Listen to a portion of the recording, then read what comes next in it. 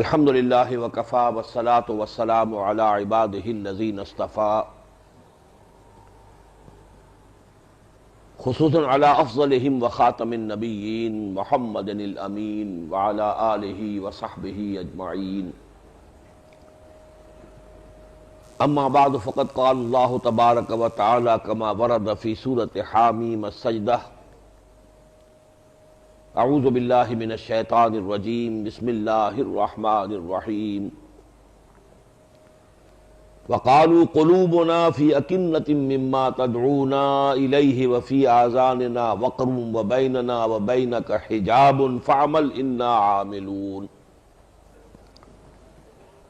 وقال تبارک وتعالی کما ورد فی سورۃ بنی اسرائیل وَإِذَا قَرَأْتَ الْقُرْآنَ جَعَلْنَا بَيْنَكَ وَبَيْنَ الَّذِينَ لَا يُؤْمِنُونَ بِالْآخِرَةِ حِجَابًا مَسْتُورًا وَجَعَلْنَا عَلَىٰ قُلُوبِهِمْ أَكِنَّةً أَن يَفْقَهُوهُ فِي آذَانِهِمْ وَقْرًا وقال عز وجل كما ورد في سورة الفرقان وقال الرسول يا رب إن قوم اتخذوا هذا القرآن مهجورا صدق الله العظيم رب اشرح لي صدري ويسر لي امري واحلل عقدة من لساني يفقهوا قولي اللهم ربنا الهمنا رشدنا واعذنا من شرور انفسنا اللهم ارنا الحق حقا وارزقنا اتباعه وارنا الباطل باطلا وارزقنا اجتنابه اللهم وفقنا لما تحب وترضى آمین یا رب العالمین۔ معزز حاضرین اور محترم خواتین، واقعہ یہ ہے کہ رمضان مبارک کے دوران خاص طور پر جن لوگوں نے کہ تراویح کی نماز کے ساتھ قرآن حکیم کا پورا ترجمہ بھی سن لیا ہو، اور اس سے بڑھ کر وہ لوگ کہ جنہوں نے وہ ترجمہ سنایا ہو، ان کی کیفیت یہ ہوتی ہے کہ اس کے بعد کسی تقریر پر طبیعت بالکل آمادہ نہیں ہوتی۔ سب کچھ تو سامنے آ چکا، ایک دفعہ نہیں بار بار آ چکا۔ وَلَقَدْ صَرَّفْنَا فِي هَذَا الْقُرْآنِ مِنْ كُلِّ مَثَلٍ، ایک پھول کا مضمون ہو تو 100 رنگ سے باندھو، کسر کون سی رہ گئی؟ پورا قرآن سن لیا ہو، اس کے بعد بھی ابھی کسی مزید کسی شے کی ضرورت باقی رہ سکتی ہے۔ میرا اپنا احساس یہ ہے، مجھے یاد آ رہا ہے حضرت نبید رضی اللہ تعالی عنہ جو سبع معلقہ کے آخری شاعر تھے، ملک الشعراء، the most celebrated poet of the year, جب ایمان لائے اس کے بعد انہوں نے شعر کہنا چھوڑ دیا۔ حضرت عمر فاروق رضی اللہ تعالیٰ عنہ نے ایک مرتبہ ان سے سوال کیا کہ نبی اب آپ شعر نہیں کہتے؟ ان کا جواب تھا اب بعد القرآن، اب کیا قرآن کے آنے کے بعد بھی کسی شخص کے لیے کوئی موقع ہے کہ کسی ندرت خیال کا اظہار کرے، کوئی خاص بات لوگوں کے سامنے پیش کرے قرآن کے بعد؟ تو میرا کچھ یہی احساس اس وقت بھی ہے۔ ویسے بھی عام طور پر اس موقع پر جو تقاریر ہوتی ہیں، جو ہمارے ہاں کا روٹین ہے، ایک ٹریڈیشن ہے، روایت بن گئی ہے، عظمت قرآن، فضیلت قرآن، ان موضوعات پر بھی میں نے، اب ظاہر بات ہے کہ حفیظ کا وہ شعر یاد آ رہا ہے، تدوین اور تکمیل فن میں جو بھی حفیظ کا حصہ ہے، نصف صدی کا قصہ ہے، 2-4 برس کی بات نہیں۔ اب مجھے تقریباً نصف صدی ہونے کو آ رہی ہے اس کام کو کرتے ہوئے، تو عظمت قرآن کے موضوع پر بھی میرے اتنے خطابات ہیں اور اتنے مختلف اعتبارات سے۔ عظمت قرآن بزبان قرآن، قرآن اپنی عظمت کیسے بیان کرتا ہے، عظمت قرآن بلسان رسالت مآب صلی اللہ علیہ وسلم، حضور نے کیا عظمت بیان کی ہے مختلف اعتبارات سے، اور اس پہ پھر کیسٹس بھی ہیں، کچھ کتابچے بھی ہیں۔ تو واقعہ یہ ہے کہ اس پر بھی اب طبیعت جو ہے پھر مزید گفتگو کرنے پر آمادہ نہیں ہوتی۔ اس کے باوجود اب یہ چونکہ ایک طلب اور ایک پیاس ہے، اور اس کا مظاہرہ ہو رہا ہے کہ اب نصف شب کے قریب لوگ بیٹھے ہوئے ہیں، کچھ سننا چاہتے ہیں۔ رات ہمارا پروگرام جو ختم قرآن کا قرآن اکیڈمی لاہور میں تھا، 2:30 وہاں بج گئے تھے مجھے بھی۔ یہاں سے بھی کل جو گئے ہیں ترجمے سے فارغ ہو کر وہ 3 بجے پونے 3 بجے فارغ ہوئے۔ اس کے باوجود اگر طلب ہے تو اس کی کچھ نہ کچھ رصد ہونی چاہیے۔ اما من جاءک یسعی وہو یخشی، تو اس کے ساتھ فانت عنہ تلہا والا معاملہ نہیں ہونا چاہیے، بلکہ جو بھی خدمت بن آئے کرنی چاہیے۔ تو میں اس وقت 2 موضوعات پر گفتگو کروں گا۔ ایک موضوع جو ہے اس پر پہلی مرتبہ میں کچھ رات عرض کر کے آیا ہوں، اور اس وقت عرض کروں گا اپنی زندگی میں پہلی بار، ادھر میرا ذہن پہلی ہی مرتبہ متوجہ ہوا ہے۔ قرآن مجید میں 2 مقامات پر جب اس دفعہ میں گزر رہا تھا تو ذکر ہوا کہ کچھ لوگ تو دھڑلے سے کہتے تھے حضور سے، اے محمد چاہے جتنا تم ہمیں قرآن سنا لو ہم پر کوئی اثر نہیں ہوگا۔ وقالوا قلوبنا فی اکنۃ مما تدعونا، اور وہ کہتے تھے دھڑلے سے، ڈھٹائی سے، اے محمد ہمارے دل تو غلافوں میں بند ہیں، پردوں میں ہیں، اوٹ میں ہیں، یہ جو آپ بلا رہے ہیں، جو کہہ رہے ہیں، کتنا ہی آپ جو ہے اپنے آپ کو ہلکان کر لیں، ہم پر اس کا کوئی اثر نہیں ہوگا۔ وفی آذاننا وقر، ہمارے کانوں میں تو ثقل ہے، ہمارے کانوں میں آپ کی بات جا ہی نہیں رہی۔ وبیننا وبینک حجاب، اور ہمارے اور آپ کے مابین ایک حجاب ہے۔ فعمل انا عاملون، تو کریں جو آپ کر سکتے ہو، ہم بھی جو کر سکتے ہیں کر رہے ہیں۔ اب دے جسے مولا، یہ بات تو ان کی ہوئی، کفار کی ہوئی، حامی مسجدہ کی آیت ہے یہ جو میں نے سنائی آپ کو۔ سورہ بنی اسرائیل میں اللہ تعالیٰ نے یہ بات فرمائی، وَإِذَا قَرَأْتَ الْقُرْآنَ جَعَلْنَا بَيْنَكَ وَبَيْنَ الَّذِينَ لَا يُؤْمِنُونَ بِالْآخِرَةِ حِجَابًا مَسْتُورًا، اے نبی جب آپ ان لوگوں کو قرآن سناتے ہیں تو ہم آپ کے اور ان لوگوں کے مابین جو آخرت پر ایمان نہیں رکھتے ایک پردہ حائل کر دیتے ہیں، غیر مرئی پردہ، مستور ہے، چھپا ہوا ہے، نظر نہیں آتا، ایک پردہ ہے۔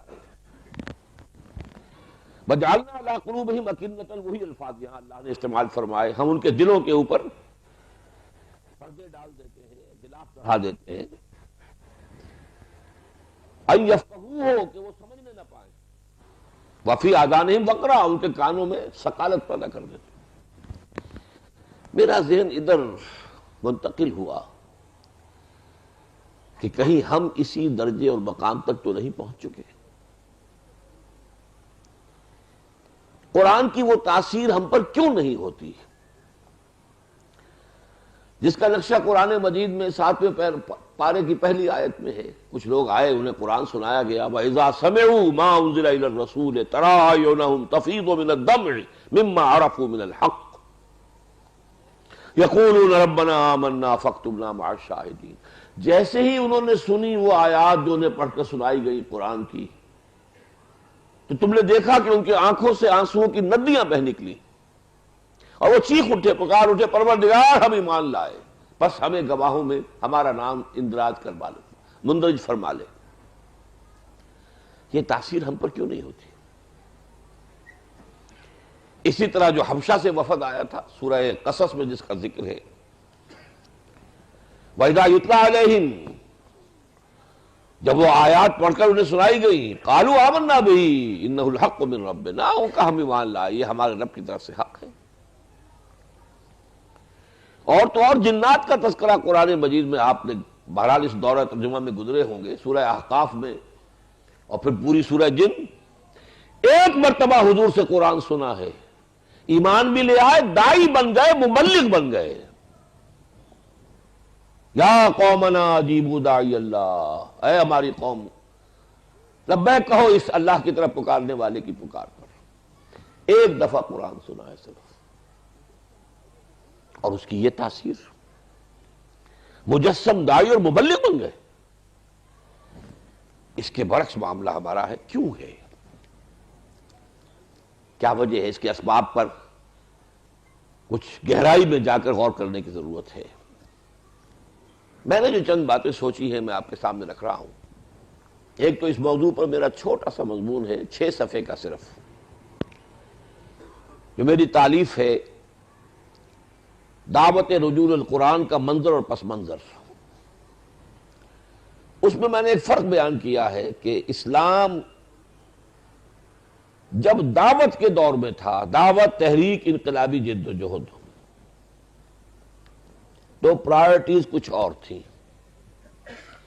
جب اس نے اسٹیٹ کی شکل اختیار کر لی، ریاست کی شکل اختیار کر لی، تو ترجیحات بدل گئی.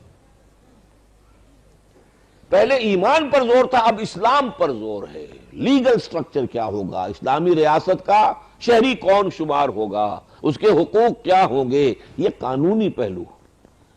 ریاست کے بننے کے بعد اب ان کی اہمیت زیادہ ہے، جبکہ وہ تحریکی جہادی دور جو چل رہا تھا اس میں ایمان اور جوش اور ولولہ اور جہاد اور اس پر زور تھا. اس دعوتی دور میں، تحریکی دور میں قرآن پر ایمفیسس تھا. ریاستی دور میں آ کر فقہ پر ایمفیسس ہو گیا ہے. قرآن تو گیا بیک گراؤنڈ میں. یہ ایک بالکل نیچرل معاملہ تھا، فطری. جن حضرات کو بھی دلچسپی ہو اس موضوع سے، وہ مضمون میرا ثقیل ہے اور میری تحریروں کے بارے میں شکایت عام، اور میں اب قبول کر چکا ہوں کہ ہاں یہ بات صحیح ہے، ان میں ثقالت ہے. لیکن یہ کہ اس موضوع پر میرے نزدیک وہ بہت ہی ایک جامع اور بہت سے اعتبارات سے بہت اہم تحریر ہے، جو میرے قلم سے کسی وقت کسی خاص کیفیت کے عالم میں نکل گئی تھی. تو ایک شکل تو یہ ہے، قرآن کچھ بیک گراؤنڈ میں گیا، اور میں اسے نیچرل کہتا ہوں، فطری کہتا ہوں. تو قانون کی اہمیت زیادہ ہے، فقہ کی اہمیت زیادہ ہے. اسی کا ظہور ہے ہمارے سارے دینی مدارس علماء کا اوڑھنا بچھونا فقہ ہے، قرآن تو نہیں ہے. قرآن تو تبرک ہے، حصول ثواب کا آلہ ہے، اصل شے جو ہے وہ تو فقہ ہے.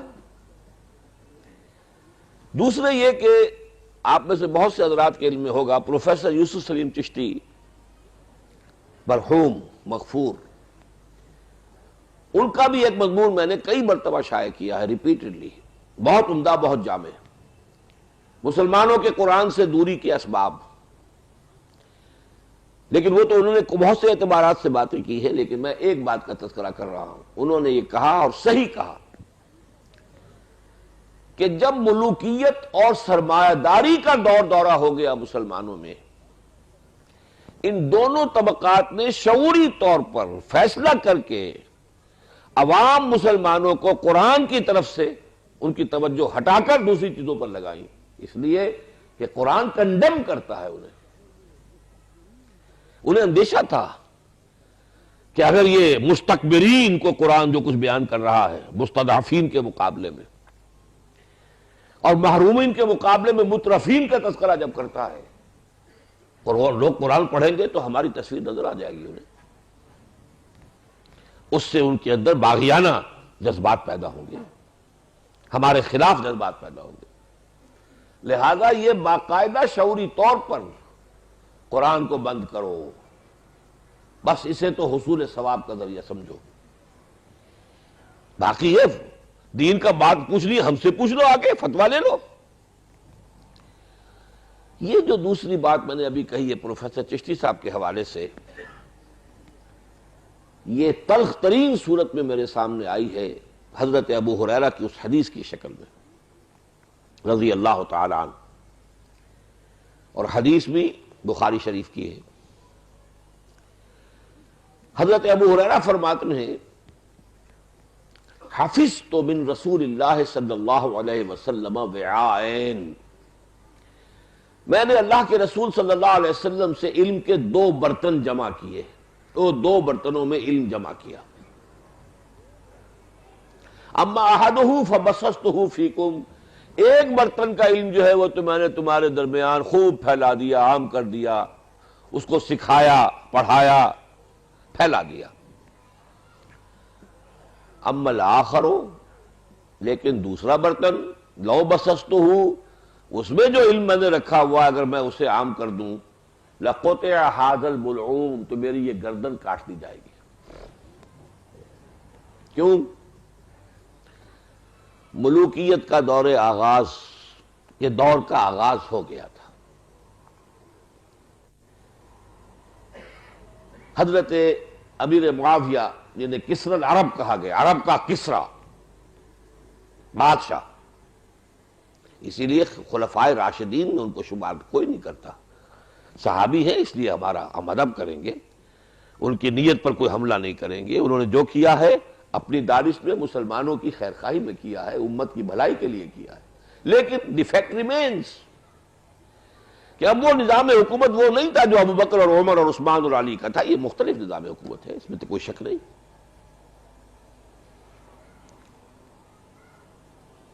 تو سن 57 یا 58 یا 59 میں انتقال ہوا ہے حضرت ابو ہریرہ کا، اور سن 60 میں امیر معاویہ کا۔ گویا کہ دور امیر معاویہ رضی اللہ تعالیٰ عنہ کا اختتامی دور ہے جب انتقال ہو رہا ہے، اور اس وقت صورت یہ ہو گئی تھی کہ کچھ علم قرآن کا اور اسلام کا اور حضور کی تعلیمات کا ایک حصہ وہ ہے کہ جو اگر عام کیا جاتا اس دور میں بھی تو گردن اڑا دینے کا اندیشہ موجود تھا۔ قیاس کن ز گلستان من بہار برا، ایک صحابی رسول کاتب وحی کے دور میں بھی نظام حکومت کے تبدیل ہو جانے کی بنا پر اگر اتنا بڑا فرق واقع ہو چکا تھا، اس کے بعد جب ننگی ملوکیت آئی ہے، جب ننگی بادشاہت آئی ہے، جب عریاں سرمایہ داری آئی ہے، جانتا ہوں میں یہ امت حامل قرآن نہیں ہے، وہی سرمایہ داری بندہ مومن کا دین، جانتا ہوں میں کہ مشرق کی اندھیری رات میں بے ید بیضا ہے پیران حرم کی آستی۔ جب وہ صورت ہوئی تو بہرحال اس کا تو نتیجہ اس سے 1000 گنا زیادہ نکلا جانا چاہیے تھا۔ بہرحال یہ تو چیزیں ہیں کچھ تمہیدی۔ اب ذرا آئیے اس پر، اس وقت ان باتوں کی طرف ذہن منتقل ہوا ہے کہ ایک تو معاملہ ہے کہ قرآن مجید جو ہم سنتے ہیں، اب یہ جو ہمارا دورہ ترجمہ قرآن ہے تو ظاہر بات ہے کہ 1 فی 1000 لوگوں نے بھی نہیں سنا ہوگا۔ پاکستان کی کل آبادی کے حساب سے لے لیں تو شاید 1 فی 1,00,000 بھی نہ بنے، حالانکہ 50-60 مقامات پر ہو رہا ہے ہمارا، کہیں مکمل کہیں تھوڑا مختصر کیا گیا ہے، لیکن یہ کہ 50-60 مقامات پر پاکستان میں بھی ہو رہا ہے۔ اس کے باوجود کیا نسبت ہوگی؟ اب باقی جن لوگوں نے تراویح میں سنا انہیں تو پتہ ہی کچھ نہیں کہ ہم نے کیا سنا، ان سے کیا شکوا، ان پر اثر ہو تو کیسے ہو، ان پر تو تاثیر کا کوئی سوال ہی نہیں۔ اس لیے کہ اس اعتبار سے تو سواد اعظم کا ہمارا جو ہے دین وہ تو ثوابی دین ہے، ثواب مل جائے گا، اور یہ صحیح ہے، ثواب ملتا ہے، حضور کی حدیث ہے، میں کیسے انکار کر سکتا ہوں۔ قرآن کا 1 حرف بھی پڑھو گے 10 نیکیاں ملیں گی۔ اور دیکھو یہ نہ سمجھنا کہ الف لام میم 1 حرف ہے، الف 1 حرف ہے، لام 1 حرف ہے، میم 1 حرف ہے، الف لام میم پڑھو گے 30 نیکیوں کا ثواب مل جائے گا، کوئی شک مجھے اس میں نہیں ہے، یہ فرمان نبوی ہے، محمد رسول اللہ صلی اللہ علیہ وسلم کا فرمان۔ البتہ تھوڑی سی اس بات میں اللہ تعالیٰ غریق رحمت فرمائے مولانا سید محمد یوسف بنوری رحمۃ اللہ علیہ کو۔ میں نے جب اس دعوت رجوع القرآن کا آغاز کیا ہے 68 میں، 31 برس تو اب مجھے ہو گئے براہ راست اس کام کو کرتے ہوئے، میں پہلے سے کر رہا تھا لیکن ایک مہم، ایک تحریک کی حیثیت سے، اور اسی مقصد سے لاہور نقل مکانی کر کے جا کر میں نے کام شروع کیا، ورنہ میں لاہور آ گیا تھا سن 54 میں MBBS کرنے کے بعد لاہور چھوڑ کر منگوبری جو اب سائیوال کہلاتا آ چکا تھا، پھر 65 میں واپس گیا ہوں کہ وہاں سے دعوت شروع کرنی ہے۔ فی ام القریٰ، شہروں کی ماں، جڑ، بنیادی ثقافتی اعتبار سے پاکستان کا مرکز جو ہے وہ لاہور تھا۔ اب بہت کچھ تبدیلی ہو چکی ہے حالات میں۔ اس وقت میں نے تقریریں کی تھی مسجد خضرہ سمن آباد میں، مسلمانوں پر قرآن مجید کے حقوق، 68 کی بات ہے۔ 70 کا میں نے پورا رمضان مبارک جو ہے وہ مدینہ منورہ میں بسر کیا، الحمدللہ سعادت اللہ نے عطا فرمائی۔ آخری اشرے میں مولانا بنوری رحمۃ اللہ علیہ تشریف لے آئے وہاں اعتکاف کے لیے۔ میں نے یہ کتاب ان کی خدمت میں پیش کیا کہ مولانا میں نے یہ لکھا ہے اور میں اسے بہت عام کرنا چاہتا ہوں، آپ ذرا دیکھ لیں کہیں کوئی غلطی ہو تو مجھے متنبہ فرما دے تاکہ میں اصلاح کر دوں، تاکہ غلط شے جو ہے اس کی اشاعت کا میں ذمہ دار نہ بن جاؤں۔ حالت اعتکاف میں انہوں نے میرا وہ کتابچہ پڑھا، ایک جگہ تھوڑی سی ترمیم کی، لیکن وہ ترمیم ایسی واقعہ یہ ہے کہ جس سے جو میرا مفہوم تھا وہ بھی اجاگر ہو گیا مزید، لیکن اس میں جو غلط پہلو نکل سکتا تھا اس کی اصلاح بھی ہو گئی۔ میں نے کہیں لکھ دیا تھا کہ یہ ٹھیک ہے کہ اگر کوئی شخص ان پڑھ ہے، اب اس عمر سے بھی گزر گیا، کچھ پڑھ ہی نہیں سکتا، وہ شخص تو قرآن ویسے بھی پڑھتا ہے، پڑھ نہیں سکتا تو صرف یہ وضو کر کے بیٹھے، قرآن کو سامنے رکھے، انگلی پھیرتا رہے اور روتا رہے اپنی محرومی پر کہ اللہ میں تیرے اس کلام کو پڑھ نہیں سکتا، اسے بھی ثواب ملے گا۔ لیکن جس نے پی ایچ ڈی کیا ہو، جس نے ایم ایس سی کیا ہو، جس نے یہ پڑھا ہو، جس نے وہ پڑھا ہو، 25 30 سال تک مسلسل پڑھتے ہی رہے ہو، وہ قرآن کو بے سمجھے پڑھے تو انہیں کوئی ثواب نہیں ملے گا۔ اس کو انہوں نے کہا نہیں، یہ غلط ہے، وہ عمل نیکی کا ہے، اس کا ثواب ملے گا۔ یہ منکرین سنت نے اس طرح کا زیادہ شور پیدا کر دیا ہے کہ کوئی ثواب نہیں، بغیر سمجھے پڑھنے میں کوئی ثواب نہیں۔ وہ اپنی جگہ ایک عمل ہے، ایک شخص نے محنت کی ہے، وقت نکالا ہے، ظاہر بات ہے آج وقت آسانی تو نہیں لوگوں کے پاس، جو شخص وقت نکال کر بیٹھا ہے قرآن پڑھنے کے لیے، تو یہ گویا کہ ایک میکینیکلی بھی یہ بات ثابت ہوتی ہے کہ اس کا کچھ نہ کچھ ریگارڈ، کچھ نہ کچھ تو اس کو ملنا چاہیے نا، اس نے وقت نکالا اپنا۔ تو کہا یوں نہ لکھو، یوں لکھو کہ ایسے لوگ اگر قرآن کو بغیر سمجھے پڑھیں گے تو ہو سکتا ہے کہ تلاوت کے ثواب سے اعراض عن القرآن کی سزا بڑھ جائے۔ یہ تو ڈیبٹ کریڈٹ ہوتا ہے نا، تم نے تلاوت کی تو ثواب مل گیا، سمجھا نہیں، اس کا کوئی جرمانہ بھی ہوگا کہ نہیں؟ پھر ہو سکتا ہے جرمانہ بڑھ جائے، لینے کے دینے پڑ جائیں۔ جو مقصود میرا تھا وہ تو اور نکھر گیا۔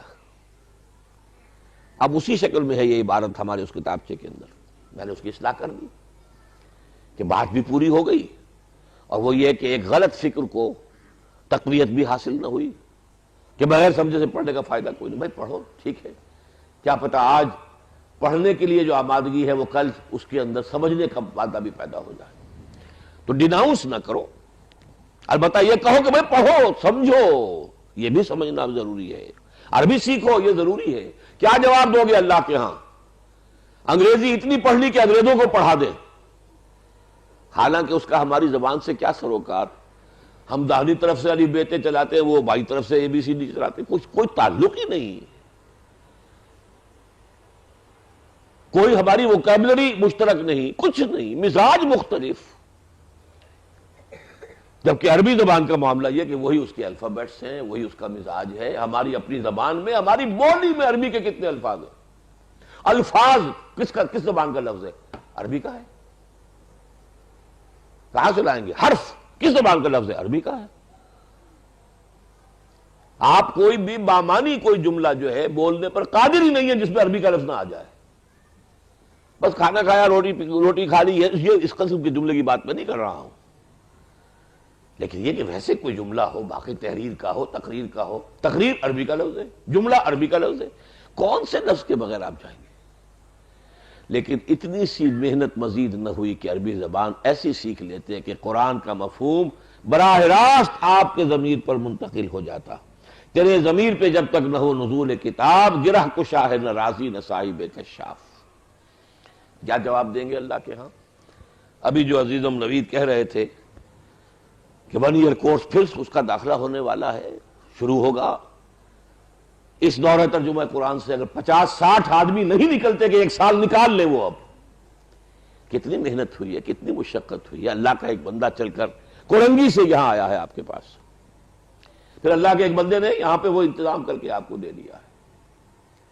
آپ نے محنت کی، اللہ نے آپ کو توفیق دی، لیکن اس سے اگلا قدم اگر یہ نہیں اٹھتا تو اس کا تو مطلب یہ ہے کہ زمین جنبت نہ جنبت گل محمد، تاثیر تو نہ ہوئی، پھر موٹیویشن تو کوئی نہ ہوئی۔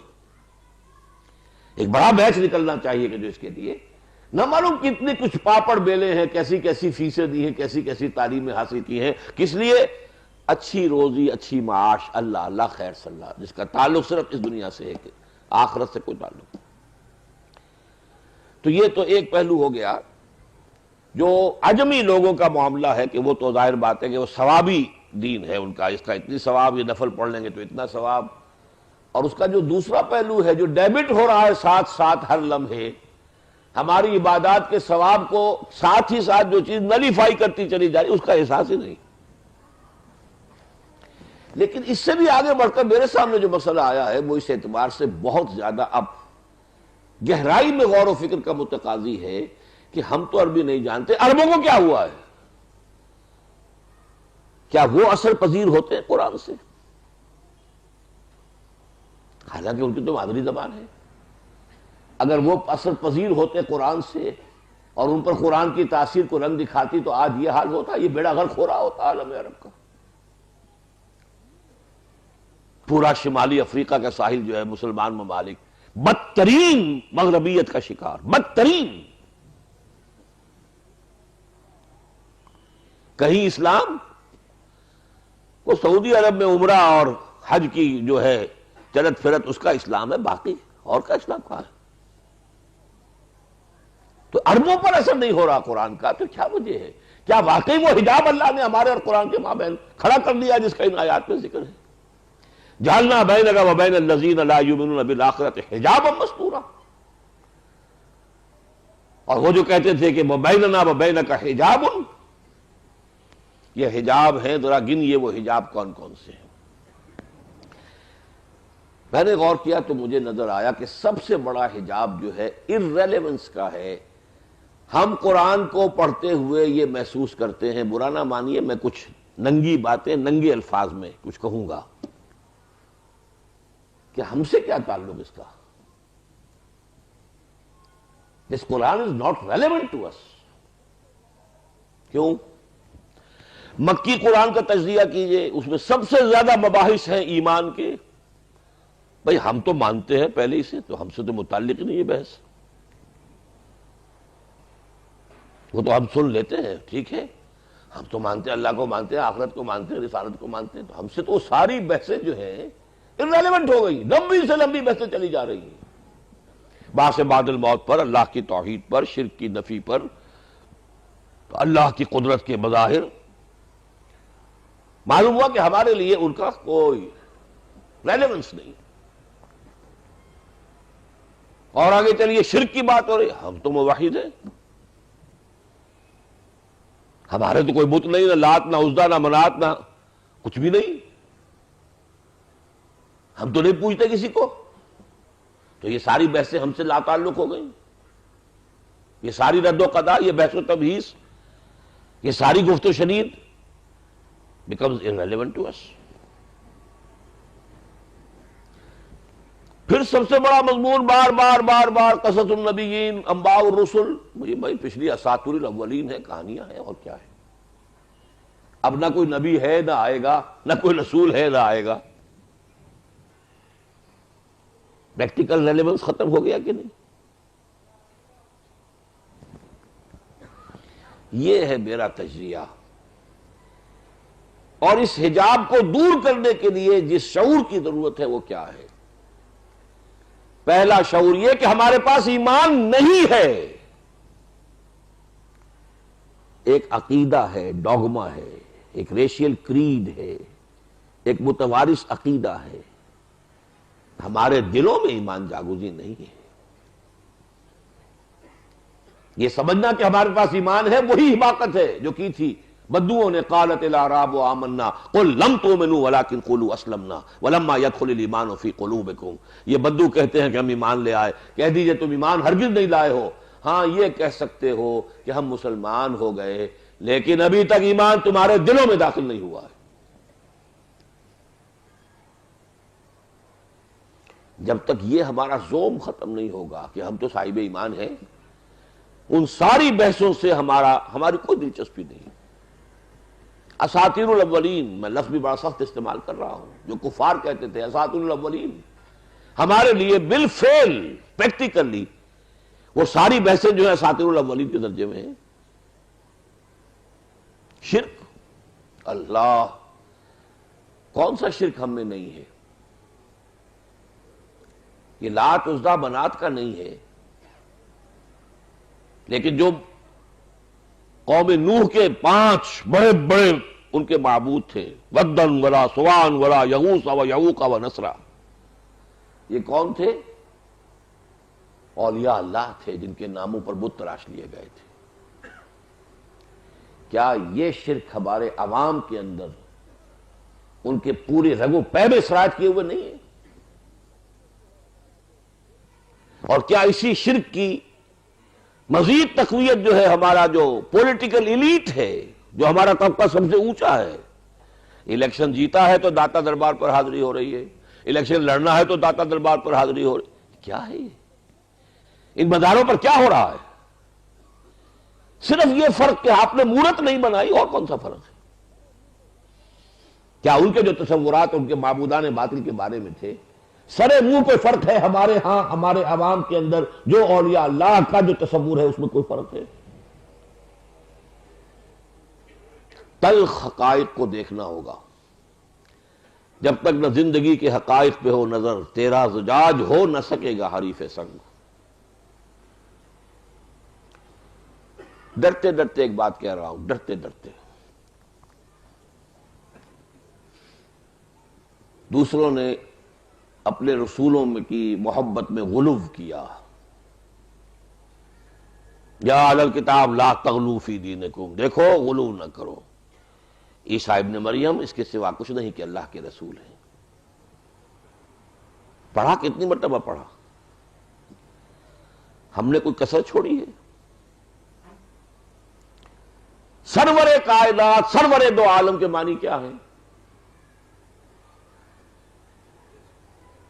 بولیے کیا معنی؟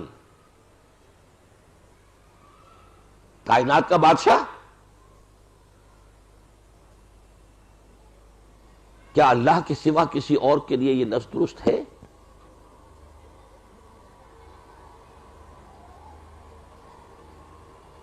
ان الحکم الا للہ امر لا تعبدوا الا ایاہ لم یکن لہ شریک فی الملک، کوئی اس کا ساجی نہیں ہے حکومت کے اندر۔ لہ الملک، لہ ملک السماوات والارض، لا یشرک فی حکمہ احدا۔ کہاں یہ نصوص قطعیہ، کہاں حضور کا یہ فرمانا، میں نہیں کہتا کہ میرے پاس خزانے ہیں غیب کے، میں نے کب کہا ہے کہ میں تمہارے کسی نفع اور نقصان پر قادر ہوں؟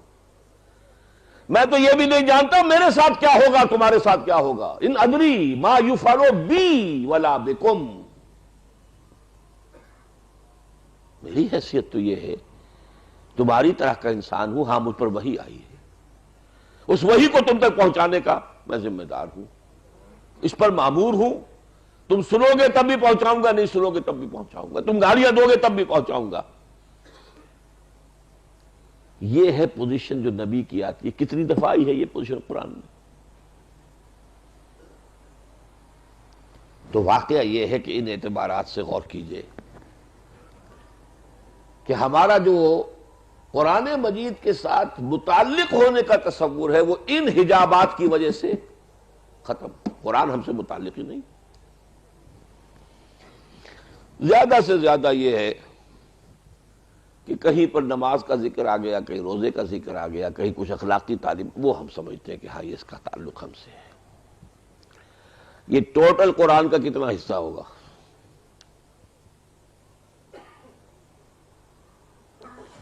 آگے چلیے، یہ تو میں نے مکی قرآن کا تجزیہ کیا، مدنی قرآن، جس کو میں اپنے دورہ ترجمہ قرآن میں کہا کرتا ہوں کہ اب ہم پھر مکی جنت میں داخل ہوئے۔ جنتیں ہیں، جنتان ہیں قرآن مجید کے اندر، مکی جنتیں اور مدنی جنتیں۔ مکی صورتیں مکی جنتیں ہیں، ان کے اپنے مضامین ہیں، ان کے اپنے میوے ہیں، ان کے اپنے مسائل ہیں، ان کے اپنے مباحث ہیں۔ مدنی صورتوں کے اپنے اور رنگ ہے، اس کے اور مسائل ہیں اور گفتگو ہو رہی ہے۔ تو یہ جنتان جو ہے سورہ رحمان والے الفاظ وہ قرآن مجید پر بھی اپلیکیبل ہے۔ مکی جنتیں، مدنی جنتیں۔ مدنی جنت میں آئیے کتنی بڑی بحث ہے، کتنی بڑی بحث ہے، کتنی بڑی بحث ہے منافقین کے بارے میں۔ ہمارا احساس کیا ہوتا ہے؟ ہم سے کیا سروکار اس کا، اب کوئی منافق تھوڑا ہی ہے، وہ تھے ان سے بات ہو رہی ہے، کوئی سروکار نہیں ہم سے۔ ہمارا دل کبھی لرزتا نہیں ہے، ہمارے رونگٹے کبھی کھڑے نہیں ہوتے ہیں، کیسے ہو جائیں؟ جو وعید آ رہی ہے وہ ان کے لیے ہے بابا، ہمارے لیے کہاں؟ ہم سے کیا تعلق؟ سروکار کیا ہمارا؟ ہم سے نفاق کا کیا تعلق؟ جبکہ حقیقت کیا ہے؟ محمد عربی صلی اللہ علیہ وسلم فرماتے ہیں یہ نفاق وہ شے ہے ما امنہ الا منافق وما خافہ الا مومن، اس کے بارے میں، اپنے بارے میں اندیشہ ہوتا ہے نفاق کا صرف مومن کو، اور اپنے آپ کو نفاق سے محفوظ سمجھتا ہے صرف منافق۔ اس بات کو بیان کرنے میں مجھے یاد آیا، میں وہ غالب کا شعر جو ہے بیان کیا کرتا ہوں کہ راہ کھٹکا نہ چوری کا دعا دیتا ہوں رازن کو، جس کے پاس ایمان کی پونجی ہے ہی نہیں اسے کاہے کا ڈر کہ کوئی ڈاکو آ کے ڈاکہ مارے گا، پونجی کوئی نہیں، پاؤں پھیلا کر سوئے گا۔ جس کے پاس کوئی تھوڑی بہت پونجی ہے اسے ڈر ہے ڈاکے کا، تو جو صاحب ایمان ہوگا اسے خوف ہوگا نفاق کا، اور جو منافق ہے اسے کیا خوف؟ پاؤں پھیلا کر سوئے وہ، اور ہم سوتے ہیں۔ سورہ نساء پڑھ جائیے پوری، سورہ توبہ پڑھ جائیے، کلائمیکس ہے جو نفاق کے موضوع پر، سورہ منافقون پڑھ جائیے، لیکن ہمیں کسی مرحلے پر یہ محسوس نہیں ہو سکتا کہ اس کا ہم سے کوئی تعلق ہے۔ حجاب طاری کر لیا ہے، ہم سے کیا سروکار اس کا؟ جبکہ کیفیت یہ ہے عمر فاروق کی رضی اللہ تعالی عنہ، جن کے بارے میں حضور نے فرمایا میرے بعد نبی ہوتا تو یہ عمر ہوتے۔ عمر جس راستے سے جاتا ہے شیطان اس سے کرنی کترا کر دوسرے راستے کو نکل جاتا ہے، اور ہر نبی کے امتیوں میں محدث ہوتے تھے جن سے اللہ بات کرتا تھا، میری امت کا محدث عمر ہے، اور وہ عمر یہ کہہ رہا ہے انشدو کا باللہ یا حذیفہ، اے حذیفہ میں تمہیں اللہ کی قسم دے کر پوچھتا ہوں کہیں میرا نام تو ان منافقوں کی فہرست میں نہیں تھا جو حضور نے تمہیں بتائی تھی؟ یہ ہے وہ چیز۔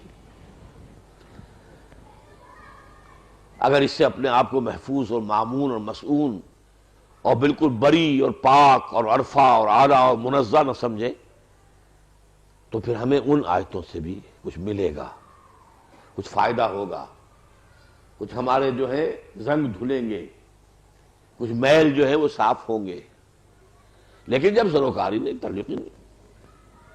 اب آئیے مدنی جنتوں کی کہ بہت بڑے بڑے میوے، جہاد فی سبیل اللہ، قتال فی سبیل اللہ، انفاق فی سبیل اللہ، اجی یہ ساری چیزیں تو فرض کفایہ ہیں، چھٹی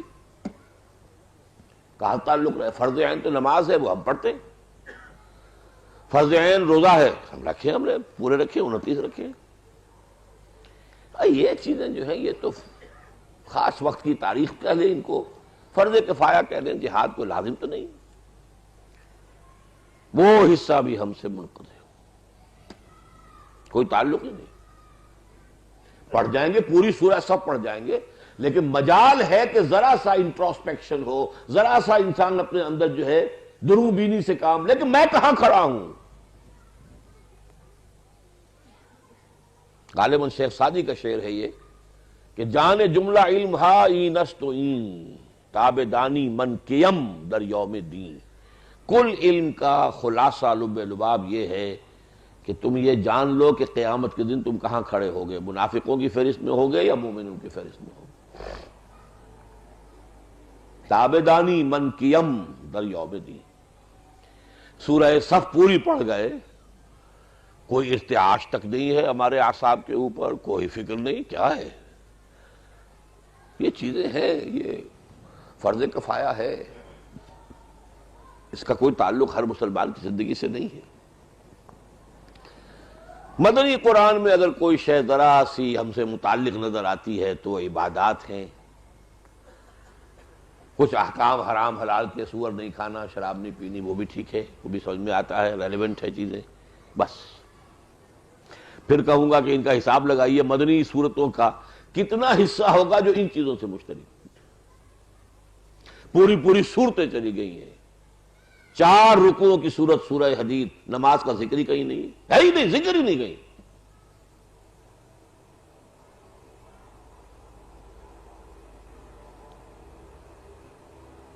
کس چیز کی اہمیت ہے، واٹ از واٹ، کس شے کی تقدیم ہے، کس کی تاخیر ہے، کون زیادہ اہم ہے، کون کم اہم ہے، کون اولیت کی حامل ہے، کون ثانویت کے درجے میں ہے، یہ اگر فکر نہیں ہے تو ظاہر بات ہے ان چیزوں سے ہمارا تعلق ہی نہیں۔ یہ 2 چیزیں تو ہو گئی عمومی۔ تیسری چیز اور، 2 بڑے بڑے حجاب ہیں اس وقت کے جو قرآن کے اور ہمارے مابین بڑی مضبوطی کے ساتھ تنے ہوئے ہیں۔ ایک حجاب ہے جس کو اقبال نے کہا ہے عذاب دانش حاضر، دانش حاضر، عہد حاضر کا فکر، فلسفہ، خیالات، نظریات، فلسفے میں، تمدنی مسائل میں، پولیٹیکل سائنس میں، اکنامکس میں، یہ دانش حاضر جس کو عذاب کہا اقبال نے، عذاب دانش حاضر سے باخبر ہوں میں کہ میں اس آگ میں ڈالا گیا ہوں مثل خلیل۔ مجھے اللہ نے، ان کا کہنا یہ ہے کہ مجھے فلسفے میں ڈال دیا، گورنمنٹ کالج لاہور میں فلسفہ میں پڑھ رہا ہوں، انگریز آ کے وہاں پر آرنلڈ ہیں، یہ ہیں وہ ہیں، پڑھا رہے ہیں، تو مجھے جس عذاب میں اللہ نے ڈالا ہے، پھر جا کر میں انگلینڈ، انگلستان میں، جرمنی میں ان کے جدید نظریات پڑھ رہا ہوں، تو مجھے پتا ہے ان کی کاٹ کتنی ہے، یہ زہر کیسا ہے۔ عذاب دانش حاضر سے باخبر ہوں میں کہ میں اس آگ میں ڈالا گیا ہوں مثل خلیل۔ آج تک ہم اس عذاب دانش حاضر کا کوئی توڑ پیدا نہیں کر سکے۔ بہت بڑی ذمہ داری ہے، بہت بڑی ذمہ داری ہے اس امت کی۔ ایک دور آیا تھا کہ جب کہ یونان کا فلسفہ آیا تھا، اسی طریقے سے آیا تھا، اسی طرح چھا گیا تھا، منطق کے میدان میں، فلسفے کے میدان میں، تصوف کے میدان میں، سب میں آ کر یونان چھا گیا تھا۔ لیکن کچھ شخصیتیں ابھریں، غزالی اور ابن تیمیہ، انہوں نے ان کا پورا تانا بانا توڑ کر رکھ دیا۔ الرد علی المنطقیین، صحافت الفلاسفہ، آج نہیں ہوا ایک لیدے کا اقبال، لیکن اس کے بعد اقبال کے نام سے بھی اکیڈمیز بن گئی، یہ ہو گیا، وہ ہو گیا، ایوان بن گیا کروڑوں روپے کا، اور یہ سب کچھ ہے، لیکن وہ اس کا نام بک رہا ہے۔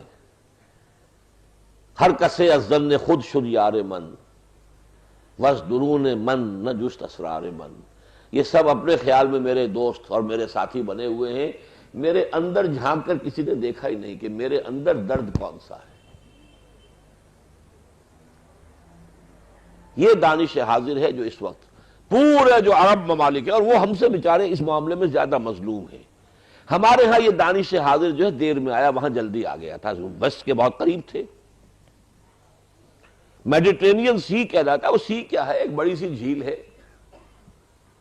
ادھر وہ ہے، فرانس ہے، اٹلی ہے، اسپین ہے، یہ ممالک ہیں، اور ادھر یہ بیچارے، یہ ٹونس ہے اور الجزائر ہے اور لیبیا ہے اور مصر ہے۔ تو وہ دانش بھی آیا اور وہاں سے ان کی ثقافت بھی آئی، جس ہمارے ہاں ثقافت بھی دیر میں آئی ہے۔ انگریز آیا تھا حکمران، لیکن وہ اتنے کم تھے تعداد میں کہ وہ ہماری ثقافت پر بہت جلدی اثر نہیں ڈال سکے تھے۔ ضلع میں 4-5 افسر ہیں انگریز، اللہ اللہ خیر صلی اللہ، باقی سب دیسی جو ہے وہ کارکن ہوتے تھے۔ بہرحال یہ ابھی تک ایک بہت بڑا قرض ہے، بہت بڑا قرض ہے اس امت پر۔ قرآن سے سب سے بڑا حجاب یہ دانش حاضر، جب تک کہ اس کے پردے کو چاک نہیں کیا جائے گا۔ شعر تو اچھا نہیں ہے، اس مطمئن میں پڑھنے کے لیے لفظ اس میں ذرا ثقیل آیا ہے، لیکن یہ کہ وہ جو کبھی کہا تھا ظفر علی خان نے کہ تہذیب نو کے منہ پہ وہ تھپڑ رسید کر جو اس حرام زادی کا حلیہ بگاڑ دے، تو جب تک اس دانش حاضر کا حلیہ نہ بگاڑنے والے پیدا ہو جائیں تو ہمارے اور قرآن کے درمیان حجاب رہے گا۔ ذہنوں پر تو تسلط ہے، ان کی فکر کا، ان کی سوچ کا، ان کے نظریات کا، ان کے افکار کا۔ گلا تو گھونٹ دیا اہل مدرسہ نے تیرا، کہاں سے آئے صدا لا الہ الا اللہ۔ اچھا یہ تو کوتاہی اب ہم اپنے اہل علم کی بھی کہیں گے، اپنے دانشوروں کی بھی کہیں گے۔ ایک اور کوتاہی جو ہمارے خالص علماء کے طبقے کی طرف سے ہوئی ہے، وہ کوتاہی یہ کہ قرآن مجید نے جس شے کو قرار دیا تھا کہ وہ میری صداقت کو مبرہن کرنے کا ذریعہ بنے گی چیز، اس سے علماء نے اپنے آپ کو بالکل منقطع کر دیا۔ سورہ حامیم سجدہ سے آپ گزرے، آپ نے پڑھا ہوگا نا، سَنُرِيهِمْ آيَاتِنَا فِي الْآفَاقِ وَفِي أَنفُسِهِمْ حَتَّى يَتَبَيَّنَ لَهُمْ أَنَّهُ الْحَقُّ۔ ہم انہیں آفاق اور انفس میں اپنی نشانیاں دکھائیں گے۔ یہ آفاق کو پروب کر رہی ہے سائنس، فزکس کر رہی ہے، اسٹرانومی کر رہی ہے، یہ پروبنگ ہو رہی ہے آفاق کی، نئے نئے حقائق سامنے آ رہے ہیں۔ کبھی سمجھتے تھے یہ کائنات ہمیشہ سے ہمیشہ رہے گی، آج انسان آ گیا نہیں، it has a beginning and an end. لیکن علماء کو کیا پتا، اس کھاتے سے اپنے آپ کو بالکل ختم کر کے، بالکل روک کر، بلکہ قرآن مجید کی ان آیات کی اب ان جدید تعبیرات کی روشنی میں اگر تشریح نہیں کرتے ہیں تو قرآن کے ساتھ واقعتاً it's a positive disservice to the cause of Quran, کہ آپ نے قرآن کی حقانیت کو روک دیا جائے۔ اس میں اصولی بات سمجھ لیجئے، ایک ہے دین کا عملی حصہ، یہ کرو یہ نہ کرو، یہ حلال یہ حرام، اس میں ہمیں زمانے کا ساتھ نہیں دینا، پیچھے جانا ہے، دوڑ پیچھے کی طرف ہے گردش ایام تو۔ عمل کے اعتبار سے دین مکمل ہو گیا محمد رسول اللہ صلی اللہ علیہ وسلم پر۔ الیوم اکملت لکم دینکم واتممت علیکم نعمتی ورضیت لکم الاسلام دینا۔ تو آج کے نئے نئے مجتہد جو بیان کرتے ہیں وہ پردہ بھی ضروری نہیں ہے، یہ بھی ضروری نہیں ہے، وہ بھی ضروری نہیں ہے، ان سے نہیں، پیچھے جائیے، اسلاف کی طرف جائیے، اسلاف سے بھی آگے جائیے، ائمہ مجتہدین تک جائیے، ائمہ مجتہدین سے بھی آگے جائیے، صحابہ کرام کے دور تک جائیے، ان سے بھی آگے جائیے، محمد رسول اللہ کے قدموں میں پہنچ جائیے، جو انہوں نے فرمایا بمصطفیٰ برساں خیش را کے دی ہماؤس اگر بہو نہ رسیدی تمام بولا بیست۔ یہ ہے دین کا عملی پہلو، قرآن کے علمی پہلو، حقائق کونیہ کی طرف جو اشارے کیے ہیں، جن کو اپنی نشانیاں قرار دیا ہے، ان فی خلق السماوات والارض واختلاف اللیل والنہار والفلک التی تجری فی البحر بما ينفع الناس وما انزل اللہ من السماء من ماء فاحیا به الارض بعد موتها وبث فیہا من دابۃ وتصریف الریاح والسحاب المسخر بین السماء والارض لآیات لقوم یعقلون۔ یہ تو اللہ کی نشانیاں ہیں، اللہ کی آیات ہیں، اور جتنا کچھ قرآن کے نزول کے وقت تک انسان ان آیات سے واقف ہوا تھا، قرآن نے کہا نہیں، ابھی ہم اور آیات اپنی دکھائیں گے۔ یہ سائنٹیفک ترقی کی طرف سے اشارہ قرآن خود کر رہا ہے، ہم اور دکھائیں گے اور دکھائیں گے، آفاق و انفس کے حقائق پر تمہاری اور رسائی ہوگی، اور جتنا جتنا تم پہنچو گے تم پر یہ بات مبرہن ہوتی چلی جائے گی کہ قرآن حق تھا۔ جو کلمہ حق کہا ہے اس دور میں ڈاکٹر مورس موکائی، فرینچ سرجن تھے، یہ پہلے دین سے، پورے دین سے ہی، مذہب سے بالکل برگشتہ تھے، لیکن مجھے معلوم ہوا ہے کہ غالباً شاہ فیصل سے انہوں نے کہیں علاج کرایا تھا اس سے، پھر وہاں کچھ گفتگو ہوئی اور انہوں نے وعدہ لے لیا تھا کہ تم قرآن پڑھو پہلے، اور قرآن پڑھنے سے پہلے عربی سیکھو پھر قرآن پڑھو۔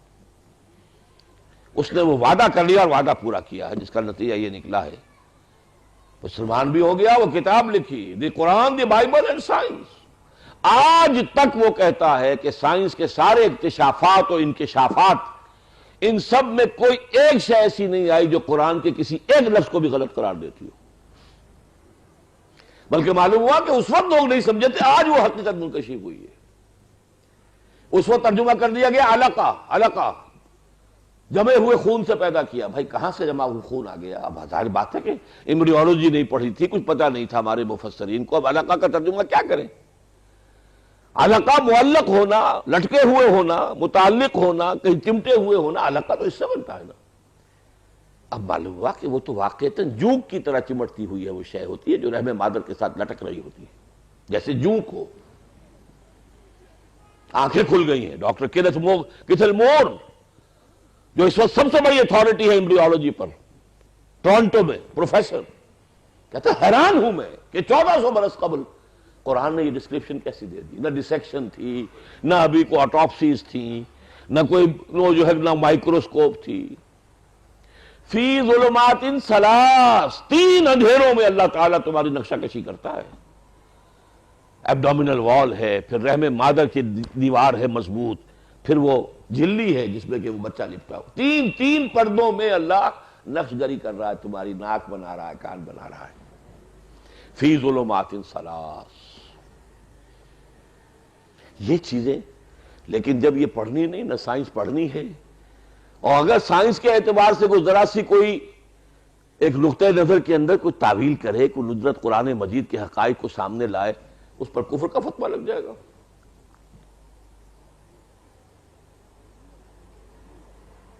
ایوولوشن کے بارے میں حالانکہ وہ میں کوئی قطعی طور پر ڈاروینزم کا جو ہے قائل نہیں ہوں، وہ تو اس کا غلط فلسفہ ہی غلط ہے. ایوولوشن ایز سچ، جو ہمارے ہاں مولانا روم جس کا راگ الاپتے رہے، ابن مسکوہ نے جس کو بیان کیا ہے، یہ تو ہماری شے تھی. لیکن یہ ہے کہ اس پر یہاں پہ یہیں کے ایک عالم دین ہے، جو نہ معلوم کتنے وہ میرے خلاف فتوے بھی دیے ہیں اور مضامین ان کے چھپتے ہیں. حالانکہ حضور کا معاملہ کیا تھا؟ حیرت ہوتی ہے. حضور مدینے تشریف لائے تو آپ کو زراعت کا تجربہ نہیں تھا، آپ تو مکے کے رہنے والے تھے. وادن غیر ذی زرعین، وہاں تو کچھ پیدا ہوتا ہی نہیں تھا، تو زراعت کا تجربہ کیسے ہوتا؟ مدینے والوں کو تجربہ تھا، کاشتکار تھے اور کھجوروں کے اور انگوروں کے باغ تھے. انہیں اپنے تجربے سے یہ معلوم ہو گیا تھا کہ کھجور کے درخت کے نر پھول اور مادہ پھول علیحدہ علیحدہ ہوتے ہیں. انہیں اگر قریب لا کے باندھ دیا جائے تو فرٹیلائزیشن زیادہ ہوتی ہے، پھل زیادہ آتا ہے. لہذا وہ کرتے تھے. حضور نے سوچا ہوگا، یہ میرا گمان ہے کہ یہ why to interfere in the natural process, nature can take care of itself. تو آپ نے صرف یہ کہا ایسا نہ کریں تو کیا ہے، یہ نہیں کہا مت کرو، نہیں ایسا نہ کریں تو کیا ہے. صحابہ کے لیے حضور کا یہ فرما دینا جو تھا، یہ بھی حکم کے درجے میں تھا. وہ تو چشم و ابرو کے اشارے کی بات تھی نا. نہیں کیا اور فصل کم ہو گئی. اب آئے ڈرتے حضور، وہ آپ نے فرمایا تھا کہ ایسا نہ کریں تو کیا ہے، ہم نے نہیں کیا اور فصل کم ہو گئی ہے. فرمایا دیکھو میں تمہیں یہ چیزیں سکھانے نہیں آیا ہوں. انتم اعلم بامور دنیاکم، اپنے ان دنیاوی معاملات تجرباتی علوم میں تم مجھ سے زیادہ واقف ہو. گو ایڈ، جو تمہارا تجربہ بتاتا ہے وہ کرو. میں تو بتانے آیا ہوں حلال کیا ہے، حرام کیا ہے، جائز کیا ہے، ناجائز کیا ہے، واجب کیا ہے، فرض کیا ہے، حرام کیا ہے، مکروہ کیا ہے، یہ بتانے آیا ہوں. لیکن یہ کہ اتنا کھلا لائسنس دیا ہو جس ہادی نے صلی اللہ علیہ وسلم، انتم اعلم بامور دنیاکم، اور یہ بخاری کی روایت ہے، کوئی ایسی نہیں ہے. لیکن ادھر جانا ہی نہیں. لہذا جدید ذہن کا نوجوان وہ ایک بیریئر محسوس کرتا ہے اپنے اور علماء کے درمیان. ان کے ذہن کا ڈھانچہ ہی کچھ اور ہے، اس کے کھانے ہی کچھ اور ہیں، اس کا صغرا کبرا ہی کچھ اور ہے. ہمارے ساتھ تو کوئی مطابقت ہے ہی نہیں، تاثیر کیسے ہوگی؟ یہ چند چیزیں ہیں جو میرے سامنے آئی ہیں. اب میں دوسری چیز جو عملی ہے، یہ کام تو بہرحال کرنے ہیں، کریں گے انشاءاللہ. پہلی بات تو یہ کہ میں نے جیسے عرض کیا، یہ تو آج ہی سے کریں. یہ نہ سمجھیے کہ ایمان ہے میرے اور آپ کے پاس ایمان نہیں، یہ صورت ایمان ہے، حقیقت ایمان نہیں ہے. یہ نہ سمجھیے کہ ہم نفاق سے محفوظ ہیں، بالکل نو. یہ کہ یہ جہاد اور قتال کا ہم سے کوئی تعلق نہیں، بھائی نہیں. یہ قرآن کی ابدی ہدایت کا جزو لا ینفک ہے. اب یہ کہ یہ جو دورہ ترجمہ قرآن ہوا اور جو حضرات بھی اس میں شریک رہے، انہوں نے پورا قرآن سنا. ایک تھوڑے سے مختلف انداز میں چاہتا ہوں کہ قرآن کی دعوت کا خلاصہ کیا ہے. واٹس دی کال آف قرآن؟ کیا محسوس کیا آپ نے؟ قرآن آپ کو پکارتا ہے کسی شے کی طرف، کیا ہے وہ؟ دیکھیے ایک لفظ اگر کہیں گے تو وہ ہے عبادت رب. وما خلقت الجن والانس الا لیعبدون. غایت تخلیق ہی عبادت رب ہے. میں نے جنوں اور انسانوں کو پیدا ہی اس لیے کیا کہ میری بندگی اور اطاعت کریں. مکی صورتوں میں کتنے ہی رسولوں کی بات آئے گی، ایک لفظ میں انہوں نے دعوت دی، یا قوم اعبدوا اللہ ما لکم من الہ غیرہ، اے میری قوم کے لوگوں اللہ کی بندگی اور پرستش کرو، تمہارا کوئی معبود اس کے سوا نہیں. قرآن کی دعوت جو ہے تیسرے رکوع میں سورہ بقرہ کے یا ایھا الناس اعبدوا ربکم الذی خلقکم والذین من قبلکم لعلکم تتقون. اب اس عبادت کا جو جا کر سورہ مومن سورہ زمر میں جو پھر آئی ہے بات، اس کو ذہن میں تازہ کیجئے. عبادت صرف وہ اللہ کے ہاں مقبول ہے جو مخلصین لہ الدین کی کیفیت کے ساتھ ہو. ان اعبدوا اللہ وعبدوہ مخلصین لہ الدین.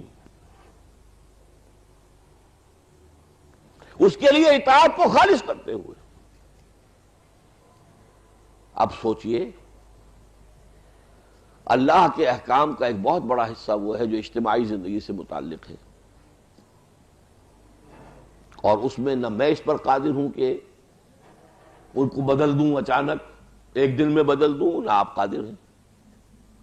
غالب ہے نظام کفر، نظام طاغوت، باطل کا غلبہ ہے، اور میں اس کے تحت رہ رہا ہوں. صرف کچھ فیصد احکام قرآن کے ہوں گے کہ جن پر میں عمل کر سکتا ہوں، ان پر تو مجھے عمل کرنا ہی ہے، چاہے تکلیف آئے، مصیبت آئے، لوگ دقیانوسی کہیں، سوشل بائیکاٹ ہو جائے، معاش کا جو ہے معاملہ تنگ ہو جائے، اپنی بساط لپیٹنی پڑے، لیکن جو بھی پریکٹیکلی ممکن ہے وہ تو کرنا ہے. باقی کا کیا کروں؟ میری زندگی کا 80-85% تو اجتماعی نظام سے وابستہ ہے. اجتماعی نظام میں اطاعت اللہ کی ہے ہی نہیں. معاشی نظام ہے سود، جوا، امیداری، زمین کا سود، نقد کا سود، سود ہی سود. میرے اندر بھی غبار جا رہا ہے، دخان جا رہا ہے حضور کے کہنے کے مطابق. چاہے میں نے کہیں کوئی سیونگ اکاؤنٹ نہیں کھولا ہوا ہے، کہیں میں نے کوئی اوور ڈرافٹ نہیں لیا ہے، کوئی ڈائریکٹ میری جو ہے انوالومنٹ نہیں ہے کسی سودی مسئلے میں، لیکن گندم کا دانہ کھا رہا ہوں تو سود جا رہا ہے ساتھ. کیا میری عبادت مخلصا لہ الدین ہے؟ اللہ کے لیے اپنی اطاعت کو خالص کرتے ہوئے بندگی کر رہا ہوں، نماز پڑھ رہا ہوں، روزہ رکھ رہا ہوں. پھر عبادت کا ایک انٹرنل ایسوٹیرک ایلیمنٹ ہے دعا. الدعاء مخ العبادہ، الدعاء هو العبادہ. اس کے لیے بھی اسے اگلی صورت میں سورہ مومن میں کہہ دیا فادعوا اللہ مخلصین لہ الدین، ورنہ وما دعاء الکافرین الا فی ضلال. اللہ کو پکارو، ضرور ضرور پکارو، قال ربکم ادعونی استجب لکم، لیکن اس کے لیے اپنی اطاعت کو خالص کرتے ہوئے پکارو، ورنہ تمہاری دعا تمہارے منہ پر دے کے ماری جائے گی.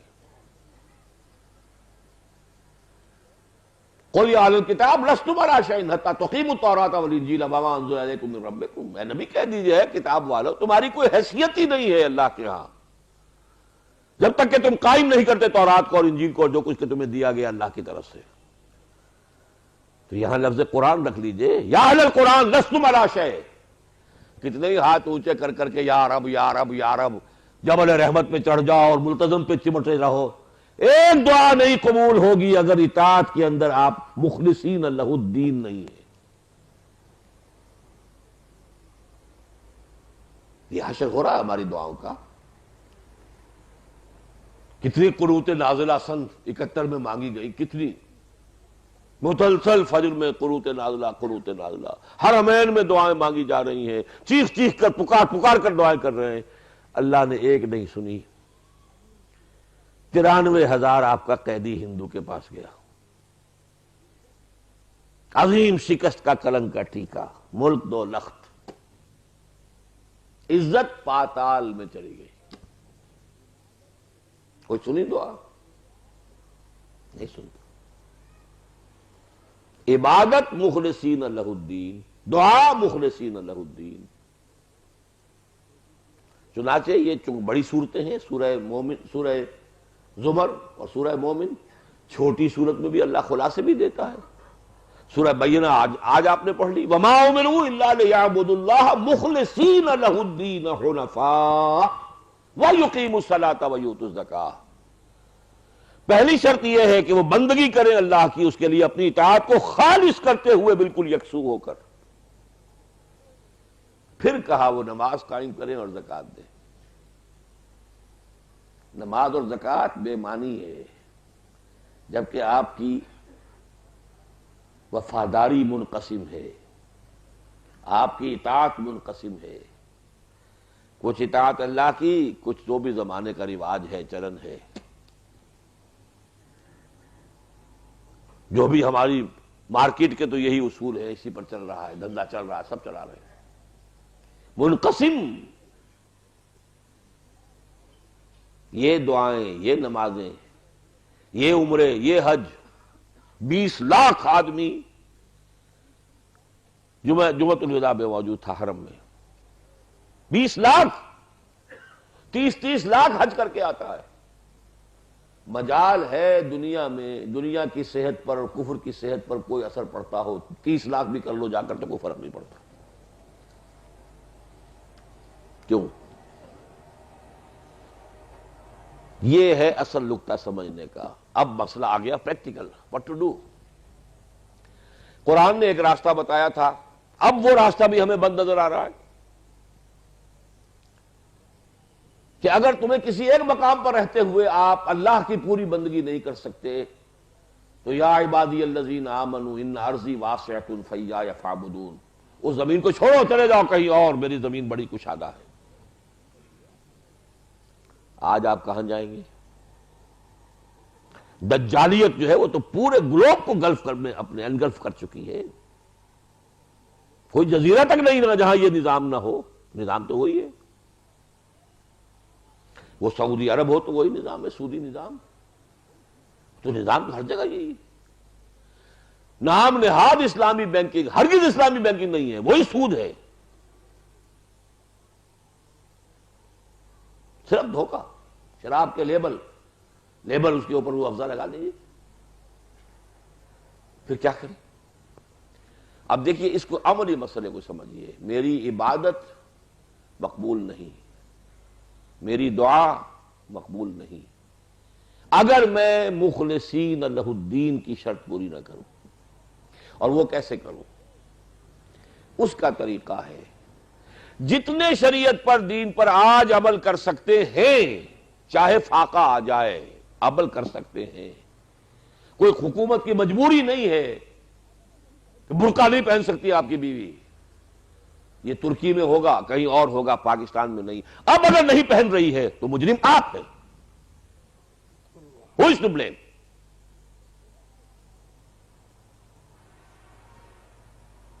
نہیں بڑا کاروبار چلتا، ٹھیک ہے، چھوٹا کاروبار کرو، بڑا کاروبار کرنا فرض نہیں کیا اللہ نے کہ بغیر بینک سے کوئی اوور ڈرافٹ لیے ہوئے اور بینکنگ سے معاملہ کیے ہوئے کاروبار نہیں چل سکتا۔ چھابڑی اٹھاؤ سر پر اگر حلال کا اگر لینی ہے روزی، سمیٹو اپنی بساط کو۔ جس پر عمل ہو سکتا ہے اس پر نہیں کر رہے تو مجرم آپ خود ہیں، پھر دوسری باتوں کا شکوہ ہی کیا؟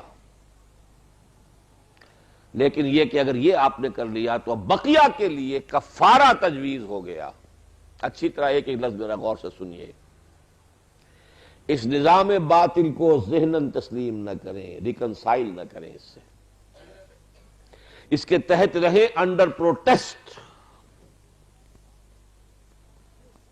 اس میں سے پھلنے پھولنے پھیلنے، پروان چڑھنے، کاروبار جمانے، پروفیشن میں ایکسلنس اچیو کرنے، جائیدادیں بنانے کا یہ کام نہیں، قطعاً نہیں، بالکل نہیں،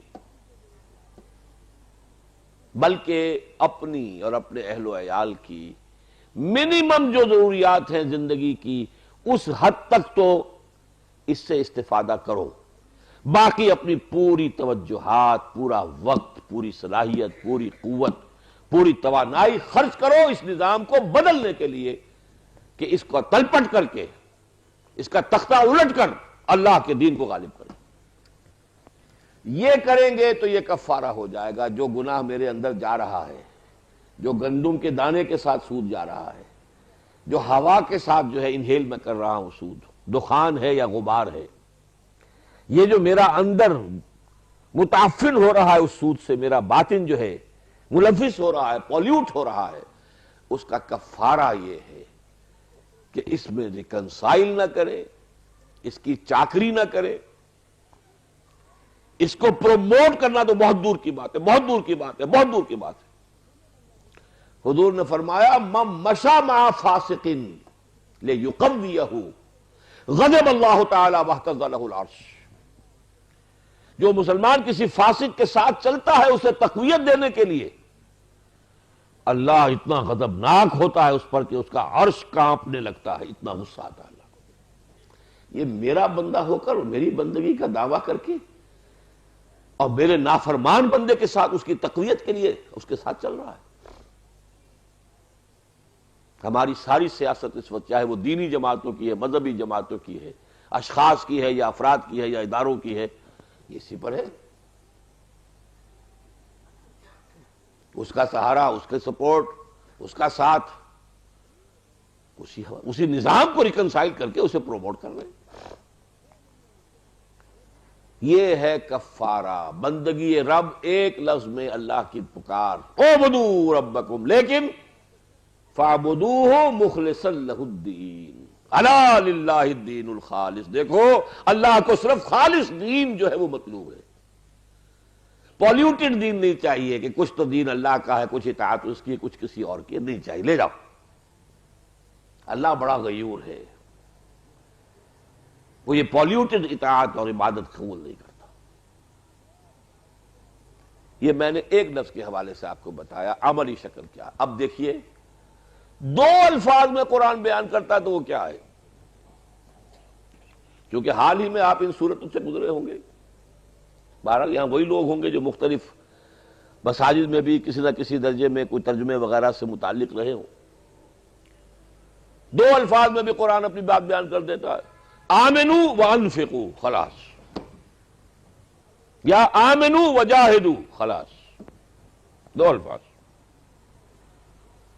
یا ایھا الذین آمنوا هل ادلکم علی تجارۃ تنجیکم من عذاب علیم تؤمنون باللہ ورسولہ وتجاہدون فی سبیل اللہ باموالکم وانفسکم، خلاص۔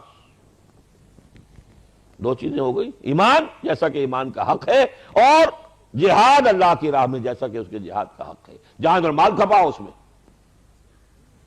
سورہ حدید سے گزرے ہوں گے آپ، 6 آیات میں اللہ تعالیٰ کی ذات و صفات کا بڑی عظیم سطح پر بیان کے بعد آمنوا باللہ ورسولہ وانفقوا مما جعلکم مستخلفین فیہ، پھر اسی کی تکرار، فالذین آمنوا وانفقوا لہم اجر کبیر۔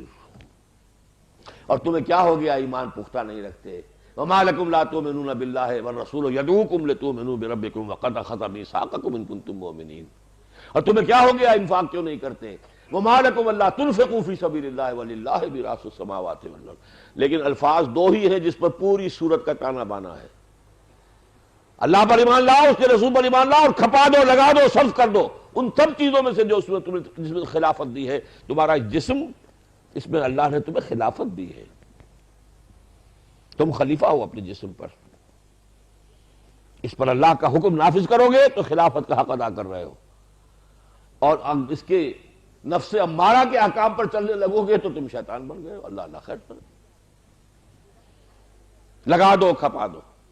بات وہی آ گئی جو میں نے کہی تھی، کفارہ کیا ہے؟ نظام باطل میں آپ رہ رہے ہیں تو جہاد، انفاق، قتال فی سبیل اللہ، یہ آپ کی اس انفرادی عبادت کے مقبول ہونے کی شرط ہے۔ یہ کرتے ہیں تو وہ عبادت جو ہے وہ قبول ہے، ورنہ وہ عبادت قبول نہیں ہے۔ لے جاؤ، ٹیک اٹ اوے، دو لفظوں میں۔ انفاق کے بھی وہی معنی، انفاق مال، انفاق نفس، یا بذل نفس کا لفظ ہم نے استعمال کیا، جان کا کھپانا، مال کا کھپانا۔ نفقت الدراہم، پیسے مک گئے، نفق الفرض، گھوڑا ختم ہو گیا، ہلاک ہو گیا۔ جان کو ہلاک کرنا، مال کا ہلاک کرنا اللہ کی راہ میں، انفاق۔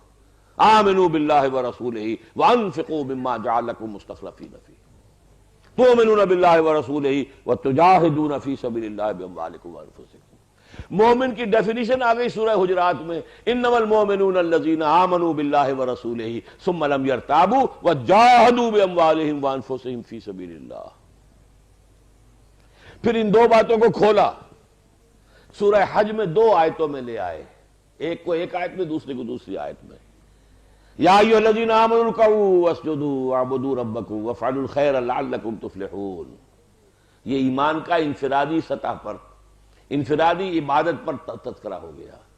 وجاہدوا فی اللہ حق جہادہ، دوسری آیت اس سے کہیں زیادہ طویل جہاد پر آ گئی۔ اس پرکار کو کھولا سورہ انفال کے شروع میں، اولئک ھم المؤمنون حقا، وہ ایمان کے وہ ذاتی، باطنی، روحانی، نفسیاتی ثمرات و اثرات، اور آخر میں آ گیا جہاد اور قتال، یہ ایمان کے دوسرے ثمرات۔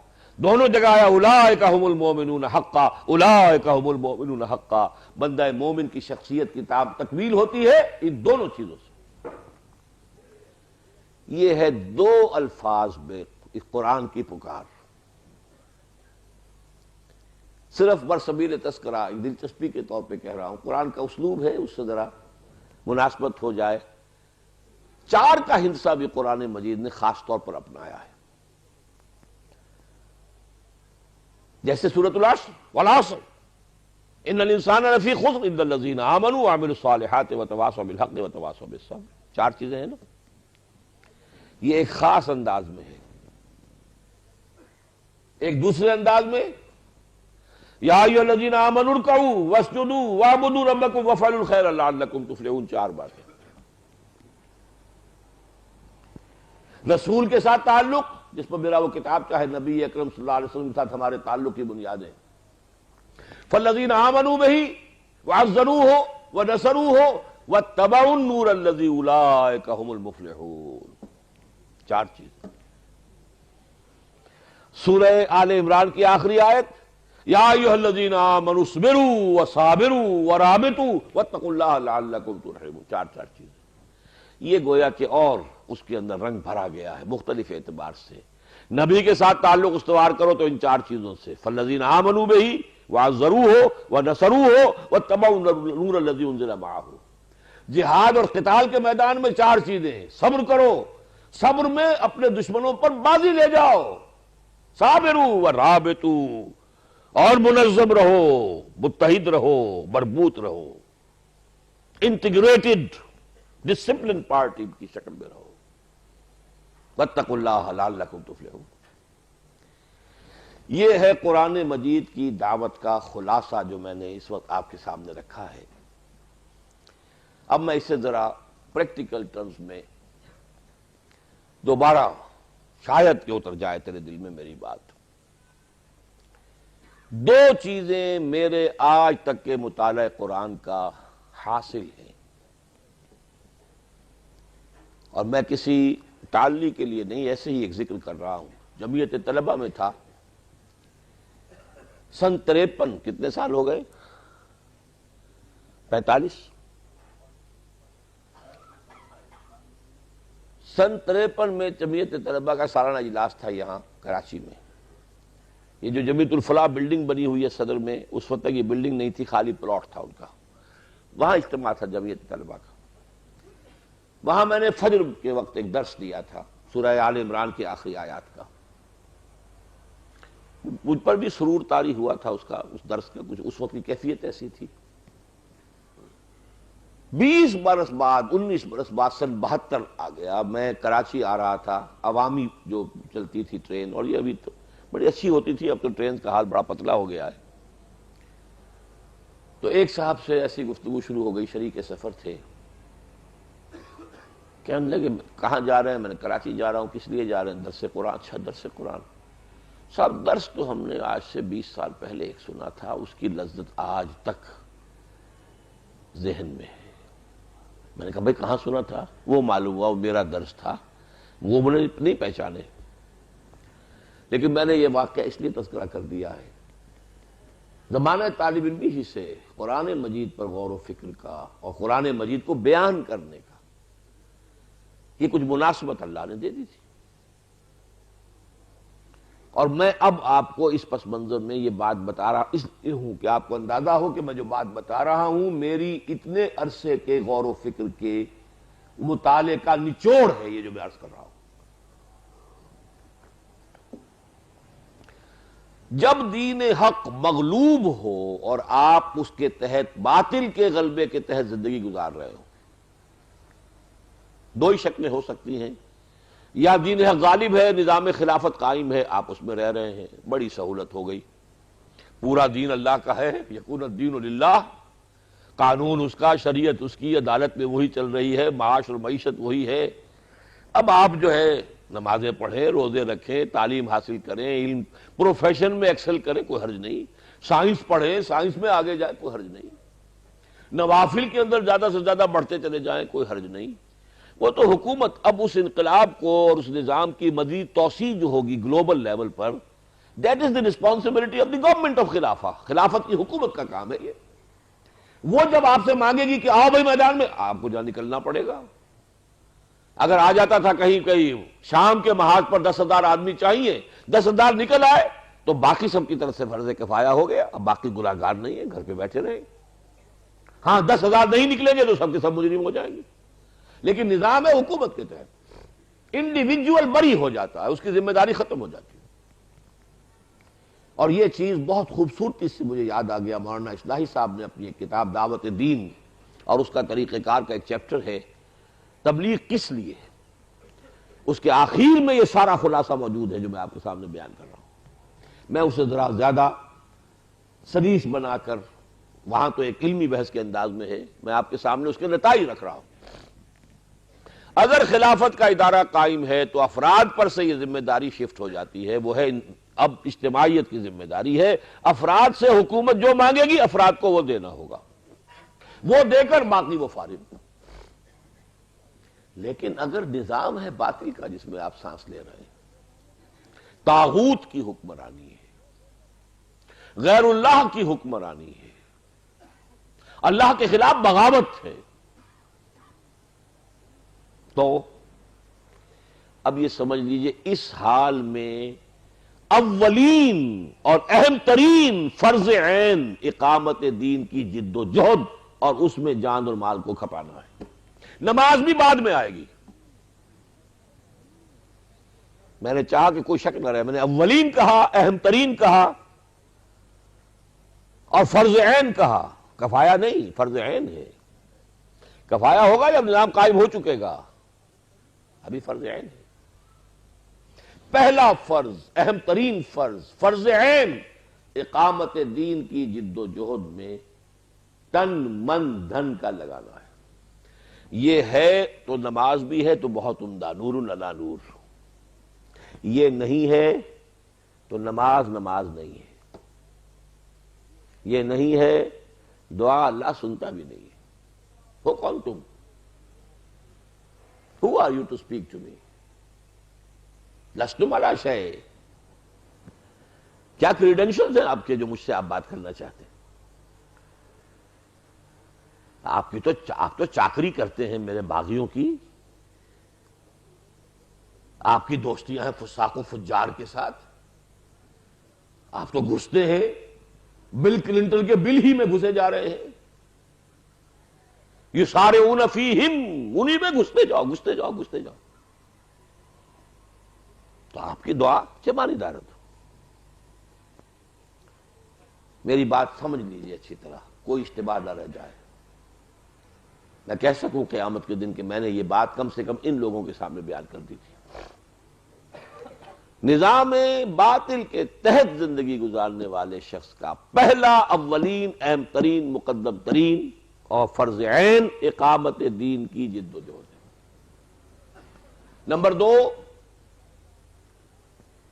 اس جد و جہد، اس فرض عین کی ادائیگی کے لیے شرط لازم جیسے نماز کے لیے شرط لازم وضو ہے، وضو کے بغیر نماز نہیں.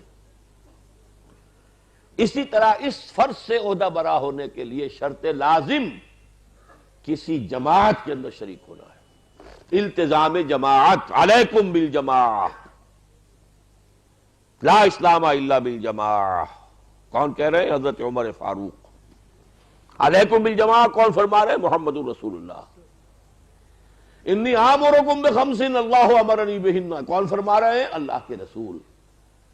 لوگوں میں تمہیں 5 باتوں کا حکم دے کر جا رہا ہوں، اللہ نے مجھے ان کا حکم دیا ہے، بالجماعت والسمع والطاعت والہجرت والجہاد فی سبیل اللہ۔ اس سٹیج پر وہ آ گئی بات، آمنوا وجاہدوا، آمنوا وانفقوا۔ جماعت میں آپ نہیں ہیں تو اپنے آپ کو دھوکہ دے رہے ہیں، میں دین کا کام کر رہا ہوں، میں یہ کر رہا ہوں، میں وعظ کہتا ہوں، میں وہاں جا کے درس دیتا ہوں، سب کچھ کرتے ہیں آپ، یہ اقامت دین کی جد و جہد نہیں ہے۔ unless you belong to a party, disciplined party۔ اس لیے کہ انقلاب اور تبدیلی نظام کی ممکن ہی نہیں ہے، کوئی احمق سے احمق شخص بھی یہ نہیں کہہ سکتا کہ بغیر کسی جماعت کے ممکن ہے۔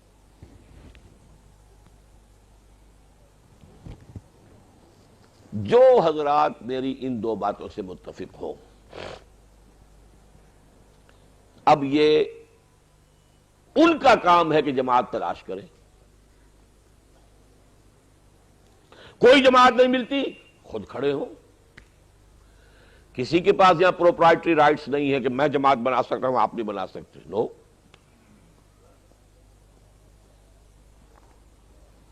دیکھیں، تلاش کریں، بھاگیں، دوڑ، یہ آپ کا کام ہے۔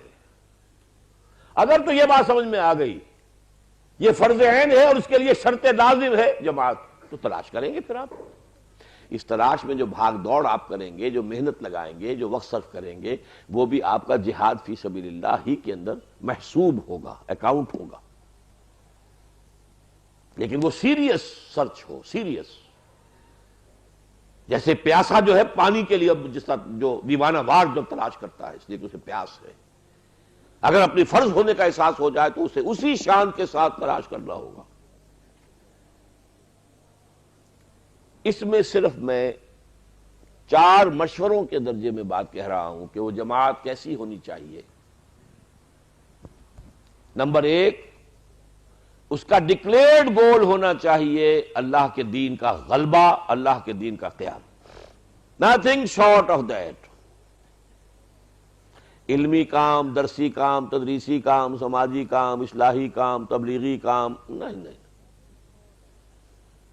گول، ڈکلیئرڈ گول، نظام کو بدلنا ہے، اللہ کے دین کو قائم کرنا ہے، اللہ کے دین کو غالب کرنا ہے۔ نمبر 2، وہ بہت ڈسپلن جماعت ہونی چاہیے۔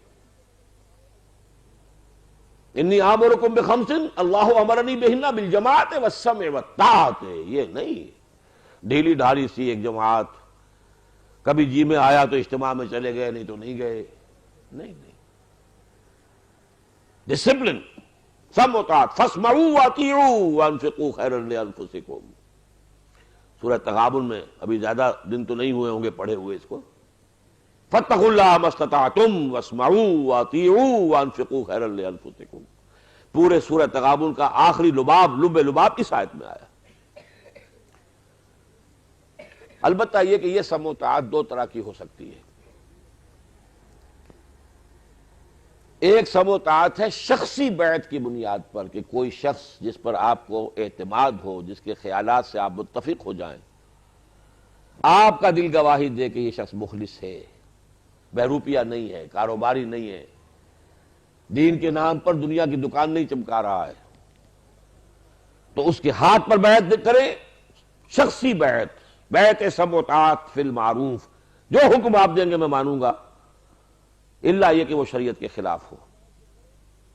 مشورہ میں بھی دوں گا لازماً، لیکن فیصلے کاؤنٹنگ آف ووٹ سے نہیں ہوں گے، فیصلہ آپ کے ہاتھ میں ہوگا۔ یہ اصول ہے شخصی بیعت کا۔ ایک شکل یہ بھی ہو سکتی ہے کہ دستوری نظام ہو، جیسا جماعت اسلامی کا ہے، وہ بھی سمع و طاعت کا تقاضا پورا کرتا ہے، وہ بھی جائز ہے، حلال ہے، مباح ہے، جائز حلال مباح وہ بھی ہے، لیکن منصوص، مسنون، معصون، یہ شخصی بیعت ہے۔ قرآن میں ذکر ہے تو شخصی بیعت کا ہے، حدیث میں ذکر ہے تو شخصی بیعت کا ہے، سیرت النبی میں ذکر ہے تو شخصی بیعت کا ہے، اور کم سے کم 1300 برس تک تو امت مسلمہ میں اس شخصی بیعت کے سوا کوئی اجتماعیت کسی شکل میں دنیا میں قائم ہوئی ہی نہیں۔ خلافت ہے تو بیعت شخصی پر، اور خلافت اگر غلط رخ پر جا رہی ہے ٹھیک کرنے کے لیے اگر عبداللہ ابن زبیر ہوں یا حسین ابن علی ہوں رضی اللہ تعالی عنہم وہ میدان میں آئے ہیں تو انہوں نے بیعت کی بنیاد پر جماعت بنائی۔ یہ دوسری بات ہے کہ کوفیوں نے بیعت توڑ دی اور دھوکہ دیا، غداری کی حضرت حسین سے، اس کا الزام ان پر ہے، حضرت حسین پر تو کوئی الزام نہیں۔ پھر اگر صوفیہ نے نظام بنایا کوئی اصلاح نفس کا اور تزکیہ نفس کا، وہ بھی بیعت، اب تو بیعت ہی رہ گئی ہے، صرف وہی معروف بیعت رہ گئی، باقی تو کسی بیعت کو دنیا جانتی ہی نہیں، وہی پیری مریدی کی بیعت رہ گئی، لیکن وہ بھی بیعت پر۔ پھر پچھلی صدی میں جتنے جہاد ہوئے ہیں یورپین کولونیلسٹ پاور کے خلاف، سب بیعت کی بنیاد پر۔ مہدی سوڈانی انگریزوں سے ٹکرائے، بیعت کی بنیاد پر۔ سنوسی اطالویوں سے ٹکرائے، بیعت کی بنیاد پر۔ چیچنیا میں امام شامل نے 30 برس تک ناکوں چلے چبوائے زار کی فوجوں کو، بیعت کی بنیاد پر۔ ہمارے اس بر عظیم پاک و ہند میں سید احمد بریلوی اٹھے، ان کا اصل ہدف انگریز تھے، لیکن وہ اصل میں پہلے چاہتے تھے کہ یہ اپنا پیچھا مضبوط کر لیں۔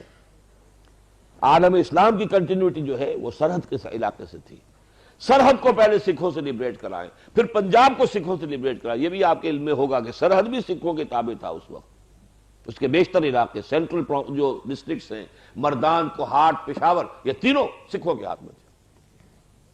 اوپر کا علاقہ مالاکنڈ جو ہے اس پر ان کا تسلط نہیں تھا، نیچے یہ بنو وغیرہ جو ہے یہ آزاد تھے، لیکن باقی یہ 3 ضلع جو ہیں جو اصل میں ہارٹ آف NWFP ہے، یہ سکھوں کے تحت تھا۔ یہ ہری پور کون سا ہے، کس کا ہے یہ شہر؟ ہری سنگھ نلوا کا شہر ہے یہ، ہری پور ہزارہ۔ مانسیرا کس کا ہے؟ کس کا سیرا ہے یہ؟ راجہ مان سنگھ کا سیرا ہے۔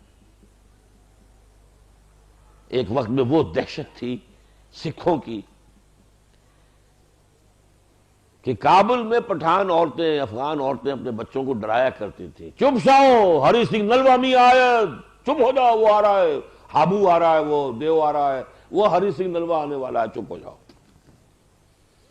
ان سے نجات دلا کے پھر پنجاب کو ان سے نجات دلائیں، پھر انگریز سے ٹکر لینے کا پروگرام تھا۔ وہ اللہ کی جو مرضی ہے وہی حکومت، لیکن نظام بنا بیعت پر۔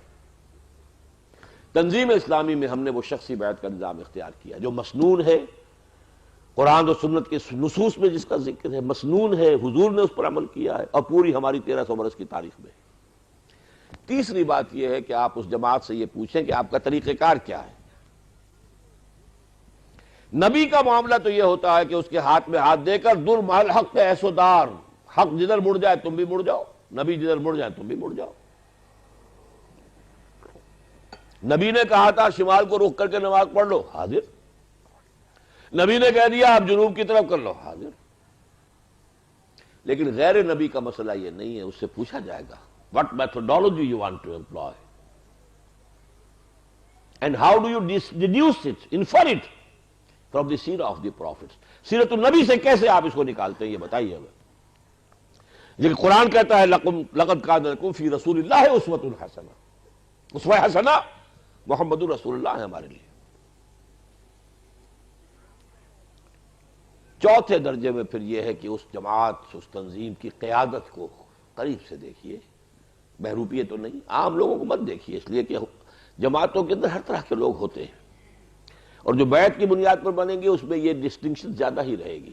آج ہی ایک شخص بیعت کر کے داخل ہوا، اس نے عہد کیا ہے، تب اس کی سیرت، اس کا معاملہ، اس کو تربیت کے مراحل سے گزرنا ہے ہمارا رفیق آج بھی وہ۔ دیکھنا ہوتا قیادت کا، یا جو بھی قائد ہے اس کے قریب ترین ساتھیوں کا جائزہ لے، جو وہ اصل نیوکلیس ہے، دل گواہی دے دے تو میرے نزدیک یہ 4 کرائیٹیریا جہاں پورے ہو جائیں پھر اس میں شمولیت نہ کرنا بہت بڑا جرم ہے۔ آپ نے بارہا پڑھا ہوگا کہ پھر دلوں پر مہر ہو جاتا ہے، کما لم یؤمنوا بہ اول مرہ، پہلی مرتبہ انکشاف ہوتا ہے جب انسان کے اوپر کہ بات ٹھیک ہے، قبول کر لے گا تو خیر ہے، اگر قبول نہیں کرے گا تو پھر آگے دل پر مہر لگا دیتا اللہ، میں نے تو تمہیں دکھا دیا تھا، تم نے اس کو قبول نہیں کیا، میں نے منکشف کر دیا تھا تم پر کہ یہ حق ہے، تمہاری کوئی ضد تھی، کوئی تعصب تھا، کوئی مفادات تھے، کوئی دوستیاں تھی، مودۃ بینکم فی الحیات الدنیا، ان چیزوں کی وجہ سے چودراہٹ تھی کوئی کسی، اس وجہ سے اگر نہیں مانا ہے تو یہ جرم ہے جس کی سزا ملے گی۔ وَنُقَلِّبُ أَفْئِدَتَهُمْ وَأَبْصَارَهُمْ كَمَا لَمْ يُؤْمِنُوا بِهِ أَوَّلَ مَرَّةٍ، ان کے دل بھی الٹ دیں گے، نگاہیں الٹ دیں گے، اس لیے کہ وہ پہلی مرتبہ جب انکشاف ہو گیا تھا حق کا وہ اس کو انہوں نے تسلیم نہیں کیا۔ یہ ہے تنظیم اسلامی کے ضمن میں جو بات مجھے آپ سے کرنی تھی، اس لیے کہ یہ سارا کچھ پڑھ کر قتال اور جہاد اور یہ پھر اگر ایسے کہ ایسے پھر وہی شب و روز ہوں، زندگی وہی ہو، وہی ہمارے مصروفیات ہوں، وہی ہمارے معمولات ہوں، تو کس کھاتے میں جائے گا یہ پڑھنا لکھنا؟ جو پڑھا لکھا تھا نیاز نے اسے صاف دل سے بھلا دیا۔ یہ نہیں ہونا چاہیے، یہ بہت بڑے خسارے کا سودا ہے، بہت بڑے گھاٹے کا سودا ہے۔ جائزہ لیں، سوچیں، غور و فکر کریں۔ دوبارہ جو بات میں آخری میں کہوں گا وہ یہ ہے کہ جیسے کہ عزیزم نوید احمد نے آپ سے کہا تھا، ہماری اس دعوت کا چونکہ ہم نے اس کا میڈیم بنایا ہے قرآن۔ میری اب کتابیں ہو گئی ہیں، کچھ ہوتے ہوتے کتابیں بھی ہو گئی ہیں، میری تقریریں جو ہے کیسٹ سے اتار کر چھپ گئی، وہ کتاب بن گئی، کچھ چیزیں میں نے لکھی بھی ہیں، اگرچہ وہ اکثر و بیشتر جو لکھی ہیں وہ ثقیل ہیں، لیکن ہماری دعوت اصل ہے قرآن کے ذریعے سے۔ ذکر بالقرآن انذر بہی لتبشر بہ المتقین وتنذر بہ قوما لدا، یہ سارا بہی قرآن ہے۔ اور قرآن مجید کے لیے یہ دعوت رجوع القرآن، قرآن اکیڈمیز، قرآن انجمن، 1 ایئر کورس غنیمت سمجھیے، غنیمت سمجھیے، غنیمت سمجھیے۔ آپ کے شہر میں اکیڈمی بن گئی، دعائیں دیجئے جن لوگوں نے اس کے لیے محنت کی ہوگی، کتنی بھاگ دوڑ کی ہوگی۔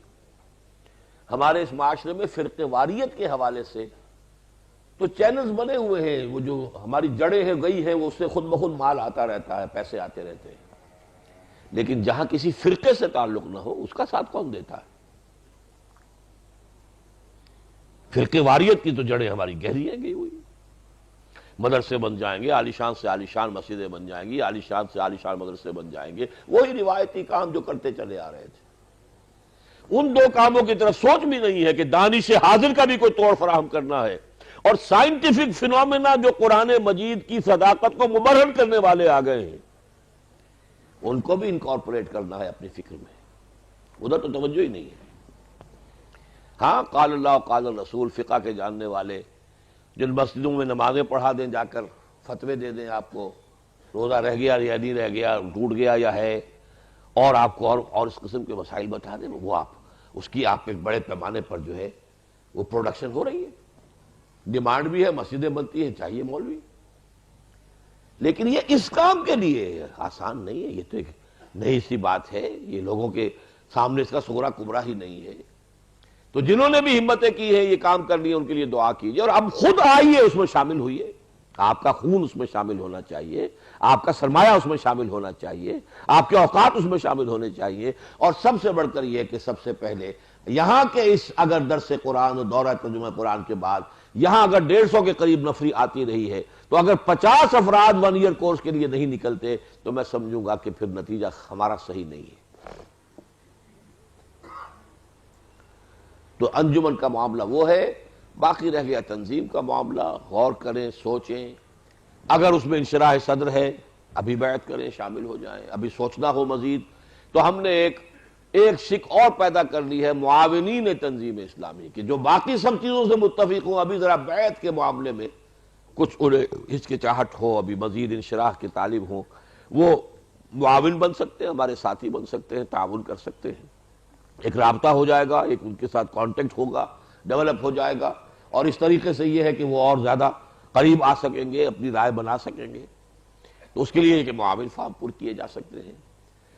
میرا یہ خیال ہے کہ بس میں اسی پر اکتفا کروں۔ اقول قولی ھذا واستغفر اللہ لی ولکم ولسائر المسلمین۔